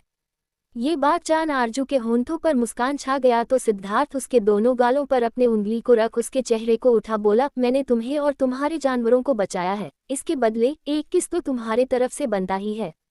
सिद्धार्थ के बातों को सुन आरजू उसे घूर कर गुस्से में देखने लगी तो सिद्धार्थ अपने चेहरे पर वही मुंह की मुस्कान बनाए बोला, अगर तुम खुद किस नहीं देना चाहती हो तो कोई बात नहीं, मैं खुद से ले लेता हूँ। ये बोल उसे किस अचानक से वापस करते हुए उसके दोनों हाथ पकड़ बिस्तर पर लेटा दिया तो आरजू उसे दूर करने की कोशिश करने लगी। तभी अनुज अंदर आते हुए कुछ बोलने जा रहा था, पर सिद्धार्थ को उस लड़की के साथ इंटीमेट होता देख उसके हाथ को पकड़ आरजू से दूर करते हुए बोला, हे सिद्धार्थ क्या कर रहे हो, उसकी कंडीशन अभी सही नहीं है। वही आरजू सिद्धार्थ के किस के कारण होने वाले सफोकेशन की वजह से वो जोर जोर से सांसें लेते हुए सिद्धार्थ को गुस्से में घूर कर देखने लगी, पर सिद्धार्थ को उसके देखने से कोई फर्क नहीं पड़ता था। वो खड़ा हो कमरे से बाहर जाने लगा तो आरजू पूछ पड़ी, मेरे बच्चे कहाँ है। सिद्धार्थ मुड़ उसे अजीब तरीके से घूरते हुए बोला, बच्चे? हाँ मेरे बच्चे। ये लड़की सच में पागल है। सिद्धार्थ अपने आगे आ रहे बाल को ऊपर कर अपने नशीली आंखों से उसे देख बोला, वो सही सलामत है, जब तुम पूरी ठीक हो जाओगी तो मैं तुम्हें उनके पास ले जाऊंगा। ये बोल वो चला गया तो आरजू ऊठ उसके पास जाने को थी, पर अनुज उसे बैठाते हुए बोला, लड़की तुम्हें आराम करना चाहिए, डरो मत, वो थोड़ा अजीब सा पागल इंसान है पर दिल का बहुत अच्छा है, वो तुम्हें या तुम्हारे जानवर को कोई हार्म नहीं पहुंचाएगा। तभी आरजू को जंगल वाला सीन याद आ गया तो वो गुस्से में बोल पड़ी, वो दिल का अच्छा है, वो राक्षस है राक्षस। पहली बार कोई लड़की उसके लिए बुरा बोल रही थी। ये सुन अनुज के चेहरे पर मुस्कान छा गया। अनुज सिद्धार्थ का बहुत अच्छा दोस्त होने के साथ साथ एक बहुत बड़ा डॉक्टर था। वहीं दूसरी तरफ कमरे में जैसे ही अक्ष सीरत के अंदर डाला तो दर्द से सीरत के आंखों से आंसू आने लगा। हर दिन अक्ष के दिए दर्द को सीरत सहन नहीं कर पा रही थी, ऊपर से पानी ना पीने की वजह से उसका गला सूखने लगा था, जिसके कारण वो ठीक से सांसें तक भी नहीं ले पा रही थी। उसकी हालत बिगड़ रही थी, पर अक्ष को इससे कोई मतलब नहीं था। सीरत के आंखों से जितना आंसू निकलते जा रहा था, अक्ष अपना हैवानियत उतना ही हार्ड करते जा रहा था। आज का रात बीत गया। सुबह का वक्त अक्ष तैयार हो कमरे को बाहर से लॉक कर सभी नौकर और खासकर रूहानी से बोल पड़ा, वो लड़की चिल्लाए या चीखे कोई भी उसके लिए नहीं जाएगा, और हाँ उसे खाना पानी देने का जरूरत नहीं है। ये सुन रूहानी बोल पड़ी, पर भैया ये सही नहीं है। तभी अक्ष सभी नौकरों को जाने का बोल रूहानी की तरफ देख बोला, तो रूहानी क्या सही है बताओ, उसके मॉम डैड ने हमारे परिवार को हम सबसे दूर किया था, वो सही था क्या। ये बात सुनते ही रूहानी हैरानी से पूछी, ये लड़की कौन है। वरुण, जोया कपाड़िया की बेटी। अक्ष का ये बात सुन रूहानी हैरान रह गई, पर फिर अपने अक्ष भाई की तरफ देख बोली, पर कांटे की सजा गुलाब फूल को नहीं देनी चाहिए भैया। ये बोल रूहानी वहां से चली गई। रूहानी के जाते ही अक्ष धीरे से बोल पड़ा, गुलाब फूल भी तो उसी का हिस्सा होता है। ये बोल वो जाने लगा। वहीं जब सीरत को होश आया तो वो अपने हालत को देख फुट फुट कर रोते हुए चिल्लाने लगी, क्यों क्यों क्यों, मेरे साथ ऐसा क्यों हो रहा है, क्यों वो मेरे साथ इतना क्रूर है, आखिर मैंने किया क्या है। ये बोल वो कुछ देर तक रोते रही। तभी वो आसपास पानी देखने लगी, पर कमरा में कहीं भी पानी नहीं था, तो वो बिस्तर से उतर अपने न्यूड जिस्म को देख अपने कपड़े को देखी जिसे अक्ष ने रात को ही भीगा दिया था जब सीरत पानी पीना चाही थी। तो सीरत फिर अपने जिस्म में कंबल को लपेट दरवाजे के पास गई, पर दरवाजा भी बंद था। वो नीचे ही अपने जिस्म में कंबल ढके बैठ रोने लगी। वही रूहानी अपने कमरे में जा आखिरी तस्वीर जो सभी पिकनिक के टाइम में खिंचाए थे आरजू के कैमरे में उसे देखते हुए उसके आंखों से आंसू गिरने लगा।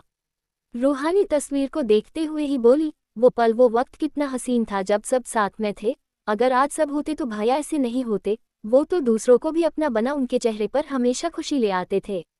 वही दूसरी तरफ आरजू सुबह होते ही उस कमरे से बाहर निकली ही थी कि तभी उसे सिद्धार्थ फोन में बातें करते हुए सुनाई दिया, आप कब तक उस औरत के लिए मेरी मम्मा को हट करेंगे, अगर दोबारा मेरी मम्मा का तबीयत खराब हुआ आपके कारण तो मुझसे बुरा आपके लिए कोई नहीं होगा।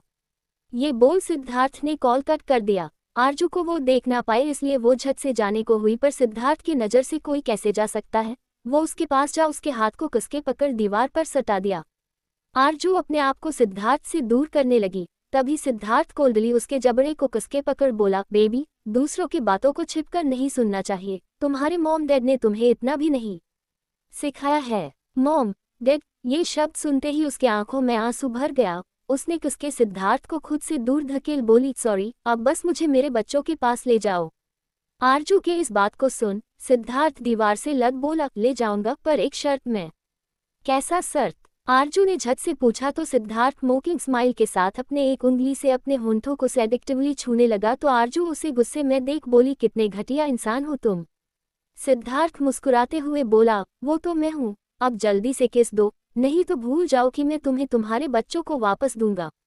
आरजू कुछ पल खड़ी रही फिर अपने मन में ही बोली, आरजू बस किस ही तो है, तू जल्दी से दे दे। अपने मन में ही कह आरजू गहरी सांस ली फिर सिद्धार्थ के आंखों में देख अपने कदम आगे बढ़ा, अपने पैर के एड़ी पर खड़ी हो सिद्धार्थ के इतना पहुंचने के लिए। फिर उसने सिद्धार्थ के कंधे पर अपना हाथ रख अपने शरीर को और ऊपर कर अपने होंठ उसके होंठ में जा मिला। झट से पीछे होने को थी पर सिद्धार्थ उसके कमर को पकड़ अपने में पूरा सटा उसके होंठों को पैशनेटली चूमने लगा। चूमते हुए वो उसे मोड़ दीवार पर साटा अपने हाथ उसके जिस्म में जैसे ही फेरा आरजू उसे दूर धकेल अपने हाथ को उठा उसके चेहरे पर जलती इससे पहले ही सिद्धार्थ उसके हाथ को पकड़ बोला, बेबी, एक बार हाथ उठा चुकी हो, दूसरी बार ये गलती करने की कोशिश भी मत करना नहीं तो सिद्धार्थ सिंघानिया तुम्हारे लाइफ को जहन्नुम बना देगा। ये बोल उसके हाथ को छोड़ आगे बोला, चलो अपने बच्चों के पास। ये बोल वो चलने लगा तो आरजू गुस्से में उसके पीछे पीछे जाने लगी। जैसे ही सिद्धार्थ आरजू को उस जगह पर ले जा दरवाजा खोला तो आरजू भागते हुए अपने जानवरों के पास चली गई। आरजू को देख सभी जानवर भी उसके पास आ गए। आरजू सभी के सिर को सहलाते हुए अपने नम हुए आंख से सभी जानवर को देख उदासी से बोली, सॉरी, मैं अच्छी मम्मा नहीं बन सकी ना। ये कहते ही उसके आंखों से आंसू बहने लगा। तभी सिद्धार्थ का डॉक्टर दोस्त अनुज आया और आरजू की मासूमियत को देख मुस्कुराते हुए बोला, कितनी मासूम है ये। सिद्धार्थ एक कोल्ड मुस्कान के साथ कठोरता से बोला, और ये मासूमियत मैं बहुत जल्द छीनने वाला हूँ। अनुज हैरानी से उसे देख पूछा, तू क्या बोल रहा है ये? तभी सिद्धार्थ अपने गुस्से से भरे नजर से अनुज को देखा, जिसे देख एक पल के लिए अनुज सुन पड़ गया। आखिर क्या बात है जिस कारण सिद्धार्थ के मन में इस मासूम सी लड़की के लिए इतना नफरत भरा है? अनुज के पास सिद्धार्थ के गुस्से को देख पूछने का तो हिम्मत ही नहीं था तो वो बस शांत हो अपने मन में ही ये सवाल करने लगा। वही भूखी प्यासी बैठी सीरत जोर जोर से चिल्लाने लगी, कोई बाहर है क्या? प्लीज कोई दरवाजा खोलो, दरवाजा खोलो ना। पानी न पीने की वजह से उसके मुंह से आवाज आना भी बंद होने लगा, साथ ही उसका पूरा शरीर ठंड में ऐसे जमीन पर बैठे रहने के कारण गर्म होने लगा था। धीरे धीरे उसकी आंखें बंद होने लगी, फिर भी वो अपने धीमे आवाज में ही बोलने लगी, दरवाजा खोलो, मुझे पानी चाहिए प्लीज। रूहानी दरवाजा के बाहर ही खड़ी थी पर अंदर अपने अक्ष भाई के खिलाफ जाने का हिम्मत उसके पास नहीं था। वो अपने धीमे आवाज में ही बोली, सॉरी, मैं कुछ नहीं कर सकती तुम्हारे लिए। वही कमरे के अंदर सीरत बेहोश हो जमीन में गिर गई। धीरे धीरे वक्त बीतने लगा, सीरत का कमरे से कोई आवाज न आता पर रूहानी को उसका चिंता होने लगा। वो आखिर में अक्ष को कॉल कर दी। अक्ष अपने मीटिंग में था, जब उसे घर के नंबर से कॉल आया तो उसने अपने बाह को उठा दिया, जिससे सभी समझ गए मीटिंग ओवर। सभी केबिन से जाने लगे। वही अक्ष ने कॉल उठा लिया तो रूहानी डरते हुए अपनी कांपती आवाज में बोली, भैया बहुत देर हो गया है। उसका आवाज भी आना बंद हो गया है कहीं। वो अपने बात को पूरा भी नहीं की थी कि अक्ष कोल्डली बोल पड़ा, रूहानी तुम्हें समझ नहीं आता क्या? अपने काम से काम मतलब रखो। ये बोल अक्ष गुस्से में फोन रख दिया। वही रूहानी अपने कमरे में जा किताबों को ले बैठ गई, पर उसका ध्यान पढ़ाई पर लग ही नहीं पा रहा था। वही अक्ष अपना काम करने लगा। ऐसे ही वक्त बीतने लगा। रात के 9 बज गए। सीरत अब तक उस कमरे में बेहोश पड़ी थी। अक्ष कंपनी के बाहर निकल गया अपने मेंशन जाने के लिए। जैसे ही वो कार के अंदर जा बैठा उसे इवान का कॉल आया। इवान बहुत बड़ा सिंगर बन चुका था। जब उसे इवान का कॉल आया तो अक्ष कॉल उठा बोला, हाँ इवान भैया, आप उस कपाड़िया के कंपनी को बचा क्यों रहे हैं? इवान के बातों को सुन ठंडी आह भरते हुए अक्ष बोला, वो उसका नहीं है, वो कंपनी हमारा है। मैं कैसे डैड की मेहनत से बनाए कंपनी को डूबने दे सकता हूँ? जो उस वरुण कपाड़िया ने हम लोगों से छीना है वो सब मैं वापस पाना चाहता हूँ, अपने कंपनी से लेकर अपने मेंशन को भी। रायचंद्र मेंशन जो अब कपाड़िया मेंशन बन चुका था, जब नीलामी हो रहा था तभी उस मेंशन को अक्ष ने खरीद लिया था। उस वक्त उसकी बोली में अक्ष का आदमी गया था और अक्ष बस फोन के जरिए अपने आदमी को ऑर्डर दे रहा था।